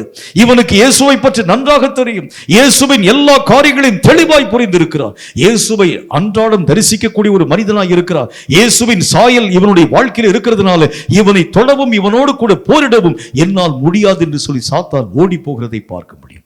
இயேசுவை அறிகிறதை வாழ்க்கையின் பலம், இயேசுவை பெற்றுக்கொள்கிறதை வாழ்க்கையிலே ஜீவன், இயேசுவோடு கூட அந்யோன்யமான ஐக்கியம் கொள்கிறதை வாழ்க்கையிலே பரிபூர்ணமான நித்தியமான ஜீவன் என்கிறதை நீங்களும் நானும் கண்டுகொள்ள வேண்டும். இயேசு அதைத்தான் சொன்னார். நான் இந்த உலகத்திலே பலமாய் இருக்கிறதற்கு என்ன காரணம் தெரியுமா? இந்த உலகத்திலே மனுஷனாத்தான் பூமியில வந்தேன் என்றாலும் கூட இத்தனை போராட்டங்களையும் ஜெயிக்கக்கூடிய பலம் எனக்கு எங்கிருந்து வந்தது தெரியுமா? நானும் என் பிதாவும் ஒன்றாய் இருக்கிறோம். என் பிதாவோடு கூட நான் நெருங்கின ஐக்கியம் கொண்டவராய் இருக்கிறேன். ஆகவேதான் இந்த பலம் என்னுடைய வாழ்க்கையிலே அதீதமாய் கடந்து வருகிறது. சாத்தான் எந்த மார்க்கத்தில் என்னை ஏமாற்றும்படிக்காய் வந்தாலும், சாத்தான் எந்த மார்க்கத்தில் எனக்கு விரோதமாய் போரிடும்படிக்காய் வந்தாலும் எளிதாக காணக்கூடிய வல்லமை எங்கிருந்து வருகிறது என்றால் என் பிதாவும் நானும் ஒன்றாக இணைந்திருக்க ஆரம்பிக்கிறோம். இந்த ஒரு இணைப்பு உங்க வாழ்க்கையில என் வாழ்க்கையில வந்துருச்சுனாலே நீங்களும் இயேசுவும் பிரிக்கப்பட முடியாத ஒரு நிலையிலே காணப்படுகிறது உண்டானால் இந்த சாத்தானின் வல்லமைகள் எத்தனை மகிமையாக, எத்தனை வல்லமையாக, எத்தனை பலம் வாய்ந்ததாக கடந்து வர ஆரம்பித்தாலும் இவனை எளிதாக மேற்கொள்ள உங்களாலும் என்னாலும் ஆகும் என்று கர்த்தர் சொல்லுகின்றார். அதனாலதான் இந்த ஒரு காரியத்தை பெற்றுக்கொள்ள முடியாத ஒரு சூழ்நிலை, தடையை நம்முடைய வாழ்க்கையில பிசாசு உருவாக்குகிறார். ஆண்டவருடைய மகிமையை நீ உன்னுடைய வாழ்க்கையிலே புரிந்து கொள்ள முடியாத அளவிற்காக, ஆண்டவராக தேவன் எத்தனை வலிமை உள்ளவர் என்கிறதை அறிந்து கொள்ள முடியாத அளவிற்காக கண்களிலே குருட்டாட்டத்தை சாத்தான் உருவாக்குறதுக்கு காரணம் என்ன? நிறைய நேரங்களில் பிரச்சனையை பார்த்து பயப்படுகிறோம், சூழ்நிலைகளை பார்த்து நம்ம நடுங்க ஆரம்பிக்கிறோம், நம்முடைய தேவைகளை பார்த்து நாம் கலக்கம் கொள்ள ஆரம்பிக்கிறோம். என்றாலும் கூட இயேசுவை ஒரு முறை நீங்க அனுபவித்து அறிந்து பார்க்க ஆரம்பிக்கிறது உண்டானால் பிரச்சனைகள் எல்லாம் உங்கள் கண்களுக்கு முன்பதாக தூசியாய் காணப்படுகிறத பார்த்துருவீங்க. அந்த மகிமைக்கு முன்னால் இதெல்லாம் ஒண்ணுமே இல்லை, அந்த பலத்துக்கு முன்னால் இதெல்லாம் நத்திங். ஆகவேதான் இந்த ஒரு காரியத்தை புரிந்து கொள்ள முடியாத அளவிற்காகத்தான் இந்த சாத்தான் நமக்கு விரோதமாய் போராட்டங்களை தருகிறான். இப்ப கர்த்தருக்குள் நீங்கள் பலமடைய வேண்டும் என்றால் கர்த்தரை நீங்கள் அறியும் அறிவினால் நிரப்பப்பட வேண்டும், தேவனை தரிசிக்கும் பாக்கியத்தை பெற்றுக்கொள்ள வேண்டும், உங்கள் கண்கள் திறக்கப்பட்ட ஞான திருஷ்டி அடையணும். ஆண்டவராக தேவனுடைய மகிமையை நீங்க பார்க்க ஆரம்பிக்கும் போதுதான் சாத்தானுடைய தன்மைகளையும் சாத்தானுடைய வல்லமைகளையும் எளிதாக நீங்கள் கற்றுக்கொள்ள ஆரம்பிக்க முடியும். ஒரே ஒரு விஷயத்தை மட்டும் நான் சொல்லி முடிக்கிறேன். இதுல என்ன அப்படின்னா, இப்ப நம்முடைய கண்களுக்கு முன்பதாக சாத்தான் ரொம்ப பலவானாய் காணப்படுகிறான். இப்ப நம்ம கண்ணுக்கு முன்னாடி எப்படி இருக்கான் பாருங்க, சாத்தானுடைய தன்மைகளை பார்க்கும் பொழுது பெரிய பலவானை போல இந்த 4 மாவட்டங்களிலும் சுற்றி திரியக்கூடிய அந்த ஒரு பெரிய காளை மாட்டை போல நாக்க தொங்க போட்டுட்டு யார் யாருடைய ரத்தத்தை நக்கலாம் என்று சொல்லி சுற்றி திரியக்கூடிய அந்த காளை மாட்டை போல, மூர்க்கம் கொண்ட மாட்டை போல. அப்புறம் நமக்கு முன்னால் நம்முடைய சகோதரன் ஜெப குறிப்பில் சொன்னார், இந்த தூத்துக்குடியில் நடந்த அந்த ஸ்டெர்லைட் கம்பெனியுடைய பிரச்சனை எப்படி வந்துச்சு. இந்த ஸ்டெர்லைட் கம்பெனியுடைய பிரச்சனை ஒரே நாளில் வந்ததில்லை, கொஞ்ச நாளாகவே நடந்து கொண்டிருக்கக்கூடிய பிரச்சனை. அந்த காரியத்தை நம்ம அறிந்தாலும் அறிய முடியாத அளவுக்கு அப்படி நமக்கு ஒரு குருட்டாட்டத்தை உருவாக்கி திடீர்னு சொல்லி அந்த பிரச்சனை பூதாகாரமாக எழும்பி நிறைய பேர் அந்த இடத்துல அப்பாவி மக்கள் சுட்டு கொலை செய்யப்பட்டாங்க. இன்னைக்கு வரைக்கும் அதுக்குரிய தீர்ப்பு வரவே இல்லை. இந்த மாதிரி மூர்க்கம் கொள்ளக்கூடிய சாத்தான், இந்த சாத்தானுடைய தன்மைகள் எப்படிலாம் உள்ளே வருகிறது, இதை பார்க்கும்போது நமக்கே ஒரு இமேஜினேஷன் வரும். என்ன இமேஜினேஷன் வரும்? அது பார்க்கக்கூடிய நேரத்தில் யாரை பார்த்தாலும் அந்த மாதிரி நாக்க தொங்க போட்டு நிற்கிற மாதிரி நமக்கு ஒரு இமேஜினேஷன். பார்க்கும்போது எரும மாடு மாதிரி இருக்கானே, இப்போ பார்க்கும்போதே இவன் ஒருவேளை பிசாசா இருப்பான, பக்கத்தில் இருக்கக்கூடிய ஆளை பார்க்கும்போது இவன் பிசாசா இருப்பானோ, அவன் பிசாசா இருப்பானோ, நமக்கே ஒரு ஒரு ஒரு ஒரு நினைவு நம்முடைய வாழ்க்கையில உருவாக்கப்பட ஆரம்பிக்கும். யாரு பிசாசு, எந்த மாதிரி வரப்போகிறா, என்ன ரூபத்தில் வரப்போகிறா, நம்முடைய ரத்தத்தை நக்கக்கூடிய அளவிற்காக, நம்முடைய எல்லா விதமான காரியங்களை மேற்கொள்ளக்கூடிய அளவிற்காக சாத்தானை நீங்களும் நானும் பூதாகரமாய் பெரிய ஒரு காரியத்தில் கற்பனை பண்றோம். நான் உங்களுக்கு சொல்லுகிறேன், இயேசுவை ஒரு முறை பார்த்தால் சாத்தான் உங்கள் கண்களுக்கு முன்பதாய் தூசியாய் காணப்பட்டு விடுவான். அவ்வளவுதான், ஒண்ணுமே இல்லை. இதுக்கு முன்னால் வரைக்கும் பலம் நிறைந்தவனை போல காணப்படக்கூடிய சாத்தானை இயேசுவோடு கூட ஒப்பிட்டு பார்த்தால் சாத்தான் ஒரு தூசிக்கு சமானம். ஃபுல் ஊதி போட்டுடலாம். அவனுடைய பலம் ஒண்ணுமே இல்லை, அவனுடைய காரியம் ஒண்ணும் இல்லை. பார்க்கும் போதுதான், வெளியே பார்க்கும் போதுதான் எல்லா விதமான தன்மைகள் நிறைந்தவனை போல, பெரிய காரியங்களை பெரிய தன்மைகளை உடையவனை போல காண்பிக்கக்கூடிய சாத்தான். இந்த எதிராளியாகிய சாத்தானை பற்றி ஒரே ஒரு வார்த்தையை சொல்லி முடிச்சிருக்கேன். ரொம்ப ஈஸியா நீங்கள் கற்றுக்கொள்ளக்கூடிய ஒரு வார்த்தை. சாத்தானை நான் எதற்கு ஒப்பிட முடியும் என்றால், சாத்தானை ஒரு துரத்தக்கூடிய நாய்க்கு ஒப்பிட முடியும். சாத்தான் என்ன செய்கிறான் அப்படின்னா, துரத்தக்கூடிய நாய் மாதிரி. நாய் என்ன செய்யும் பாருங்க, நீங்க பயந்து ஓட ஓட ஓட சொல்லுங்க, துரத்தி துரத்தி துரத்தி ஓடி வரும். சில நேரங்களில் காரில் போகும்போது சரி, பைக்கில் போகும்போது சரி, காரில் போகும்போது பாருங்க, அது நாய்கள் பயங்கர வேகமாக துரத்திட்டு வரும். என் கூட நானும் இந்த தம்பி போகும்போது நான் என்ன சொல்லுவேன் பாருங்க, இந்த நாய் துரத்திட்டு வருது பாரு, இப்போ நான் அந்த காரை பிரேக் அடிக்கிறேன், பிரேக் அடித்த உடனே நின்ற இடம் தெரியாமல் ஒரே ஓட தெரிச்சிட்டு ஓடிய போயிடும். அப்ப சாத்தான் என்கிறவன் துரத்தி கொண்டு வரக்கூடியவன் தான். ஆனால் வேதம் சொல்கிறது, நீ அவனை எதிர்க்கும் போது அவன் ஓடி போயிடுவான், அவனால் நிற்க முடியாது. ஏனென்றால் சாத்தானுடைய தன்மை அவ்வளவுதான் பலவீனமானது. கர்ஜிக்கத்தான் முடியும், கர்ஜிக்கிற சிங்கத்தை போல கர்ஜிக்கத்தான் முடியும், கடிக்க முடியாது அவனுக்கு. ஏன்னா பலத்தான் கர்த்தர் பிடிக்கிட்டாரு, இனி கர்ஜிக்கத்தான் முடியும். அந்த கர்ஜனையை வைத்துக்கொண்டு எவ்வளவு பயத்தை உருவாக்குகிறான் பாருங்க. இத்தனை போராட்டங்களுக்குரிய காரணத்தை போல வரக்கூடிய சாத்தான், பெரிய மூர்க்கம் கொடுக்கிறவனை போல கர்ஜித்து கொண்டு வரக்கூடிய சாத்தானை பார்த்து, எங்க பிசாசே உன்னுடைய பல்ல காமின்னு சொல்லுங்க, பல்லை இருக்காதாங்க, எல்லாம் ஒண்ணுமே இல்லை, பிடிங்கிட்டார், கர்த்தர் பிடிங்கிட்டார். கர்த்தருடைய வேதம் சொல்கிறது, பயமுறுத்தத்தான் செய்ய முடியுமே தவிர உங்களையும் என்னையும் அவனால் மேற்கொள்ள முடியாது. ஏனென்றால் உலகத்தில் இருக்கிறவனை காட்டிலும் நமக்குள் இருக்கக்கூடிய தேவன் பெரியவராய் இருக்கிறார். எல்லா காரியத்தையும் மேற்கொள்ளக்கூடிய வல்லமை வாய்ந்த கர்த்தர் சொல்லுகிறார், நம்ம கூட இருக்கிற அவர். உன்னை மேற்கொள்ள எவனாலும் முடியாது, ஏனென்றால் நான் உனக்குள் இருக்கிறேன். ஆகவேதான் இந்த கர்த்தருடைய வேதம் சொல்லுகிறதை போல, நீங்கள் கர்த்தராகிய தேவனை நீங்கள் இனம் காண ஆரம்பிக்கும் போது, கர்த்தருடைய சத்துவங்களை நீங்கள் புரிந்து கொள்ள ஆரம்பிக்கும் பொழுது, எதிராளியை எளிதாக மேற்கொள்ள உங்களாலும் என்னாலும் ஆகும். தாவீது தன்னுடைய வாழ்க்கையிலே கர்த்தராகிய தேவனை புரிந்து கொண்டான். இந்த தாவீது கர்த்தராகிய தேவனை புரிந்து கொண்ட பொழுது ராஜாவாகிய சவுல் பேசுறார். என்ன பேசுறார் பாருங்க. இந்த தாவீதை பார்த்து ராஜா பேசும்போது அவர் சொல்லுகின்றார், நீ சின்ன பையனாய் இருக்கிறாய், ஆனால் அவனோ சிறு வயது முதற்கொண்டு யுத்த வீரனாய் இருக்கிறான். உன்னால் இந்த காரியம் செய்ய முடியாது தாவீதே. அவன் பெரிய காரியங்களை செய்த பராக்கிரமசாலி.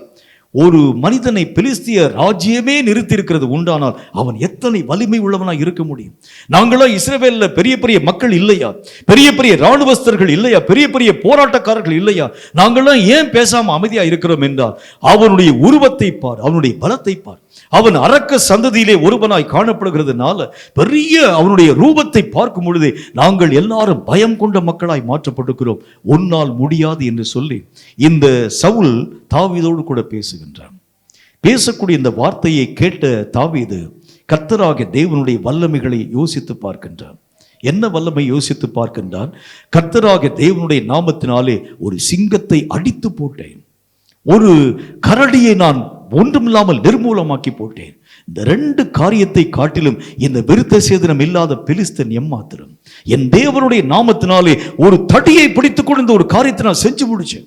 இத்தனை பராக்கிரமமான காரியங்களை செய்த என் கர்த்தருடைய நாமத்தினால் இவனை நான் ஜெயிக்க முடியாது என்று சொல்லி கேட்ட மாத்திரத்துல தான் சாத்தான் அங்கேயே பலவீனப்பட்டு போயிட்டான். சாத்தான் எப்ப பலவீனப்படுறான் பாருங்க. உங்கள் கர்த்தராகிய தேவனுடைய பலத்தை நீங்கள் பேசும்போது சாத்தான் பலவீனப்பட ஆரம்பிச்சிருவான். நீங்க அவனை பார்க்கும்போது நீங்க பலவீனப்பட்டு போயிடுவீங்க. அவனுடைய வளத்தையும் உருவத்தையும் பார்த்துட்டு நான் பலவீனப்பட்டு போயிடுவீங்க. நீங்கள் கர்த்தரை பார்க்கும் பொழுது சாத்தான் பலவீனமடைய ஆரம்பிச்சிருவான்.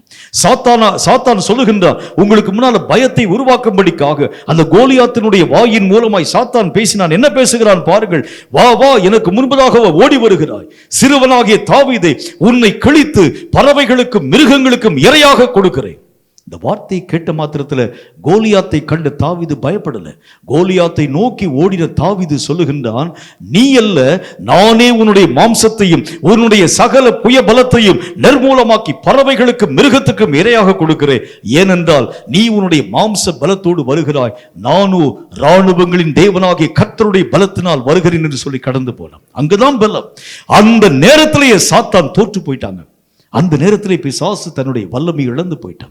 கர்த்தராகிய தேவனை அறியும் அறிவும் வாழ்க்கையில் இருக்கிறது உண்டானால் சாத்தானை நோக்கி ஓடும் பொழுதே சாத்தான் செத்து விழுந்துருவான். நீ கவன கூட தூக்க வேண்டியதில்லை, கல்ல கூட விட்டு எரிய வேண்டியதில்லை. நீ பேசக்கூடிய அந்த ஒரு வார்த்தைக்கு முன்பதாக பிசாசு கீழே விழுந்துருவான். நிற்க முடியாது. ஏனென்றால் அவனுக்குள்ளாக இருக்கக்கூடிய பலத்தை காட்டிலும் நம்மோடு கூட இருக்கக்கூடிய கர்த்தர், கவனையும் கல்லையும் பயன்படுத்தக்கூடிய கர்த்தர், புயபலமாய் காணப்படக்கூடிய கர்த்தர். அன்றைக்கு எசேக்கியா ராஜாவுக்கு முன்பதாக பலமில்லையே, பிள்ளை பேர் நெருங்கி இருக்கிறது, பெறவோ எங்களுக்கு பலமில்லை என்று சொன்ன எசேக்கியா ராஜாவோடு கூட பேசின கர்த்தர் சொன்னார், நீ புறப்பட்டு போ ராஜாவை, உன்னுடைய ஜனங்களின் மேலே இந்த மக்கள் மெய்யாகவே கடந்து வருகிறது இல்லை என்று கர்த்தராகிய தேவன் சொன்னார். நம்பி போனார் ராஜா. நடந்த காரியத்தை பார்க்கிறோம். எல்லா ஜனங்களும் ஒரே ஓட்டமா ஓடிய போயிட்டாங்க. ராத்திரியோடு கூட ராத்திரியா ஓடிய போயிட்டாங்க. கர்த்தராகிய தேவன் சொல்லுகின்றார், நம்முடைய வாழ்க்கையிலும் கூட நமக்கு இருக்கக்கூடிய இந்த பலம் சாதாரணமான பலம் அல்ல, எல்லா காரியங்களையும் மேற்கொள்ளக்கூடிய பலம். அதுக்கு தான் கர்த்தர் சொல்லுகின்றார், தேவனை அறியும் அறிவாகிய ஜெபத்தை நீ செய்ய. கர்த்தரை அறியக்கூடிய அறிவை பெற்றுக்கொள். எதை இழந்தாலும் தேவனை அறியக்கூடிய அறிவை உன்னுடைய வாழ்க்கையை தக்க வைத்துக்கொள். இதுதான் உன்னுடைய வாழ்க்கையிலே பலம். ஆண்டவராகிய தேவனை நீ தரிசிக்க தரிசிக்க தரிசிக்க ஆவியிலே நீ பலம் கொள்ள ஆரம்பிச்சிருவ. உன் சாத்தான், உனக்கு விரோதமாய் வரக்கூடிய சாத்தானுடைய பலவீனமான தன்மைகளை நீ எளிதாக புரிந்து கொள்ள முடியும். கர்த்தர் அதைத்தான் சொல்லுகின்றார். ஆகவே இந்த பலத்தை நீ அதிகப்படுத்த ஆரம்பிக்கிறது உண்டானால் எழும்பும் சாத்தான் எத்தனை ஆயுதம் உள்ளவனாய் கடந்து வந்தாலும், எத்தனை புயபலம் வாய்ந்தவனாய் கடந்து வந்தாலும், ஒரு அரசாங்கமே உனக்கு விரோதமாய் எழும்பி நிற்க ஆரம்பித்தாலும் இயேசுவின் நாமத்தினால் அவைகளை எல்லாம் மேற்கொள்ள உன்னாலும் என்னாலும் ஆகும். ஆண்டவருடைய வேதம் சொல்கிறது, உம்மாலே ஒரு சேனைக்குள்ளாக பாயவும் உம்மாலே ஒரு மதிலை தாண்டவும் தக்கதாக பலத்தை தரும் கர்த்தர். எல்லா விதமான காரியங்களையும் ஜெயிக்கக்கூடிய வல்லமைகளை தரக்கூடிய கர்த்தருடைய பலத்தை பெற்றுக்கொள்ள வேண்டும் என்றால் ஜெபத்தின் மூலம் நீங்கள் அவரை சந்திக்க வேண்டும் என்று கர்த்தர் சொல்லுகின்றார். ஜெபத்தின் மூலம் நீங்கள் அவர்களோடு கூட தொடர்பை வைத்துக் கொள்ள வேண்டும் என்று கர்த்தர் சொல்லுகின்றார். இந்த ஒரு ஐக்கியம் நம்முடைய வாழ்க்கையிலே வருகிறது உண்டானால் எழும்பும் எல்லா ஆயுதங்களை நிர்மூலமாக்க முடியும். இந்த 4 மாவட்டங்கள் என்ற தமிழ்நாட்டிலே காணப்படக்கூடிய எல்லா மாவட்டங்களிலும் இருக்கக்கூடிய பிசாசுகள் எல்லாவற்றையும் துரத்தவும், தமிழ்நாடு மட்டுமல்ல ஒட்டுமொத்த இந்தியாவிலே காணப்படும் சாத்தானுடைய வல்லமைகளை துரத்தவும் இத்தனை ஜனங்களில் நீ ஒருவன் போதும் என்று கர்த்தர் நமக்கு சொல்கிறார். நீ ஒரு ஆள் போதும், நீ ஒருத்தன் போதும். கர்த்தராகிய தேவனுடைய பட்சமாய் நீ நிற்கிறது உண்டானால் உன்னை கொண்டு ஆண்டவராகிய தேவன் பெரிய காரியத்தை உருவாக்குவார். உன்னை கொண்டு கர்த்தர் பெரிய காரியத்தை, மாற்றத்தை தருகிறதை பார்க்க முடியும். அரசாங்கம் வரட்டும், எழும்பட்டும், ஆயுதங்கள் வரட்டும், பெரிய பெரிய வேத விற்பனர்கள் வரட்டும், எத்தனை ஜனங்கள் வரட்டும், உன்னோடு கூட இருக்கக்கூடிய கர்த்தருக்கு முன்பதாக அவைகளெல்லாம் ஒன்றுமில்லை என்கிறதை நீ புரிந்து கொள்ள வேண்டும் என்றே கர்த்தராகிய தேவன் விரும்புகிறார். இதை கேட்கும் கர்த்தருடைய பிள்ளையே, இந்த வார்த்தையின்படி கல்லாக காணப்படக்கூடிய ஜெபங்களை விசேஷமாக பயன்படுத்துங்கள். 5 விதமான விஷயத்தை பத்தி பார்த்தோம். முதலாவதாக தேவனை நம் பக்கமாய் ஈர்க்கக்கூடிய ஜெபம். இரண்டாவதாக கர்த்தராகிய தேவன் சொன்னார் நம்முடைய எல்லைகளை விரிவாக்கக்கூடிய விசேஷமான ஜெபம். மூன்றாவது எதிரியை இனம் காணக்கூடிய ஜெபம். நான்காவது சாத்தானை குறிவைத்து தாக்கக்கூடிய ஜெபம். ஐந்தாவதாக ஆண்டவராகிய தேவனை தரிசித்து கர்த்தருடைய சித்தத்தை புரிந்து கொள்ளக்கூடிய ஜெபம் என்கிற இந்த கடைசி கால ஜெபத்திற்கு ஏற்ற வண்ணமாய் உங்கள் ஜெப நிலைகளை நீங்கள் மாற்றுகிறது உண்டானார் எழும்புகின்ற இந்த கடைசி கால பிசாசின் வல்லமைகளை மேற்கொள்ள உங்களாலும் என்னாலும் ஆகும் என்று கர்த்தர் சொல்லுகின்றார். இத்தனை நாள் நம்ம எப்படி ஜெபம் பண்ணணும் நமக்கு தெரியாது. ஆனால் இன்று முதல் ஒரு நல்ல தீர்மானம் பண்ணிக்கங்க. கர்த்தராகிய தேவன் நம்மை நம்பி இந்த பொறுப்பை தந்திருக்கிறார். எழும்பி வரக்கூடிய சாத்தானின் ஆயுதங்களை அழித்து ஒழிக்க உங்க கையத்தான் கர்த்தராகிய தேவன் பயன்படுத்த போகின்றார். இந்த கைகளை ஆண்டவராகிய தேவனுடைய கரங்களிலே ஒப்புக் கொடுக்கிறதற்கு முன்பதாக முழங்கால்களை கர்த்தருக்கு ஒப்புக் கொடுங்க. கர்த்தருடைய நாமத்தினாலே கற்களை உருவாக்கும் முழங்கால்களாக என்னுடைய கல் கர்த்தாவே உமக்கு சூத்திரம் இங்கும் அங்கும் சிதறி போகக்கூடிய கல்லாய் அல்ல, இயேசுவின் நாமத்தினாலே குறிவைத்து தாக்கக்கூடிய கல்லாய் என் கல் மாற்றப்பட என் ஜெபத்தை அதிகமான வல்லமை பெற்றதாக உருவாக்கி தாரும் என்று கர்த்தர் நோக்கி நீ ஜெபம் பண்ணுங்க. இந்த ஜெபத்தின்படியே தேவன் நிச்சயமாய் ஒரு புதிய மாற்றத்தை தேச அரங்கில உருவாக்க போகின்றார். நீங்க என்ன நினைக்கிறீங்க எனக்கு தெரியாது. ஆண்டவராகிய தேவனுடைய நாமத்தினாலே இன்றைக்கு நான் ஒரு வார்த்தை சொல்லுகிறேன். நீங்கள் செய்ய போகிற ஜெபம் தான் ஒட்டுமொத்த இந்தியாவை ரட்சிப்புக்குள் கொண்டு வர போகிறது. ஹல்லேலூயா. நம்ம செய்யக்கூடிய ஜெபம் தான் இந்தியாவிலே ஒரு பெரிய மாற்றத்தை தரப்போகிறது. அரசியல்ல பெரிய ஒரு மாற்றத்தை உருவாக்கி தரப்போகிறது. கர்த்தரை நோக்கி நம்ம ஜெபிக்க போகிறோம். எல்லாரும் எழுந்து நின்று கொஞ்ச நேரம் கண்களை மூடி கர்த்தரை நோக்கி நாம் ஒருமனப்பட்டு நம்ம ஜெபிக்க போகிறோம்.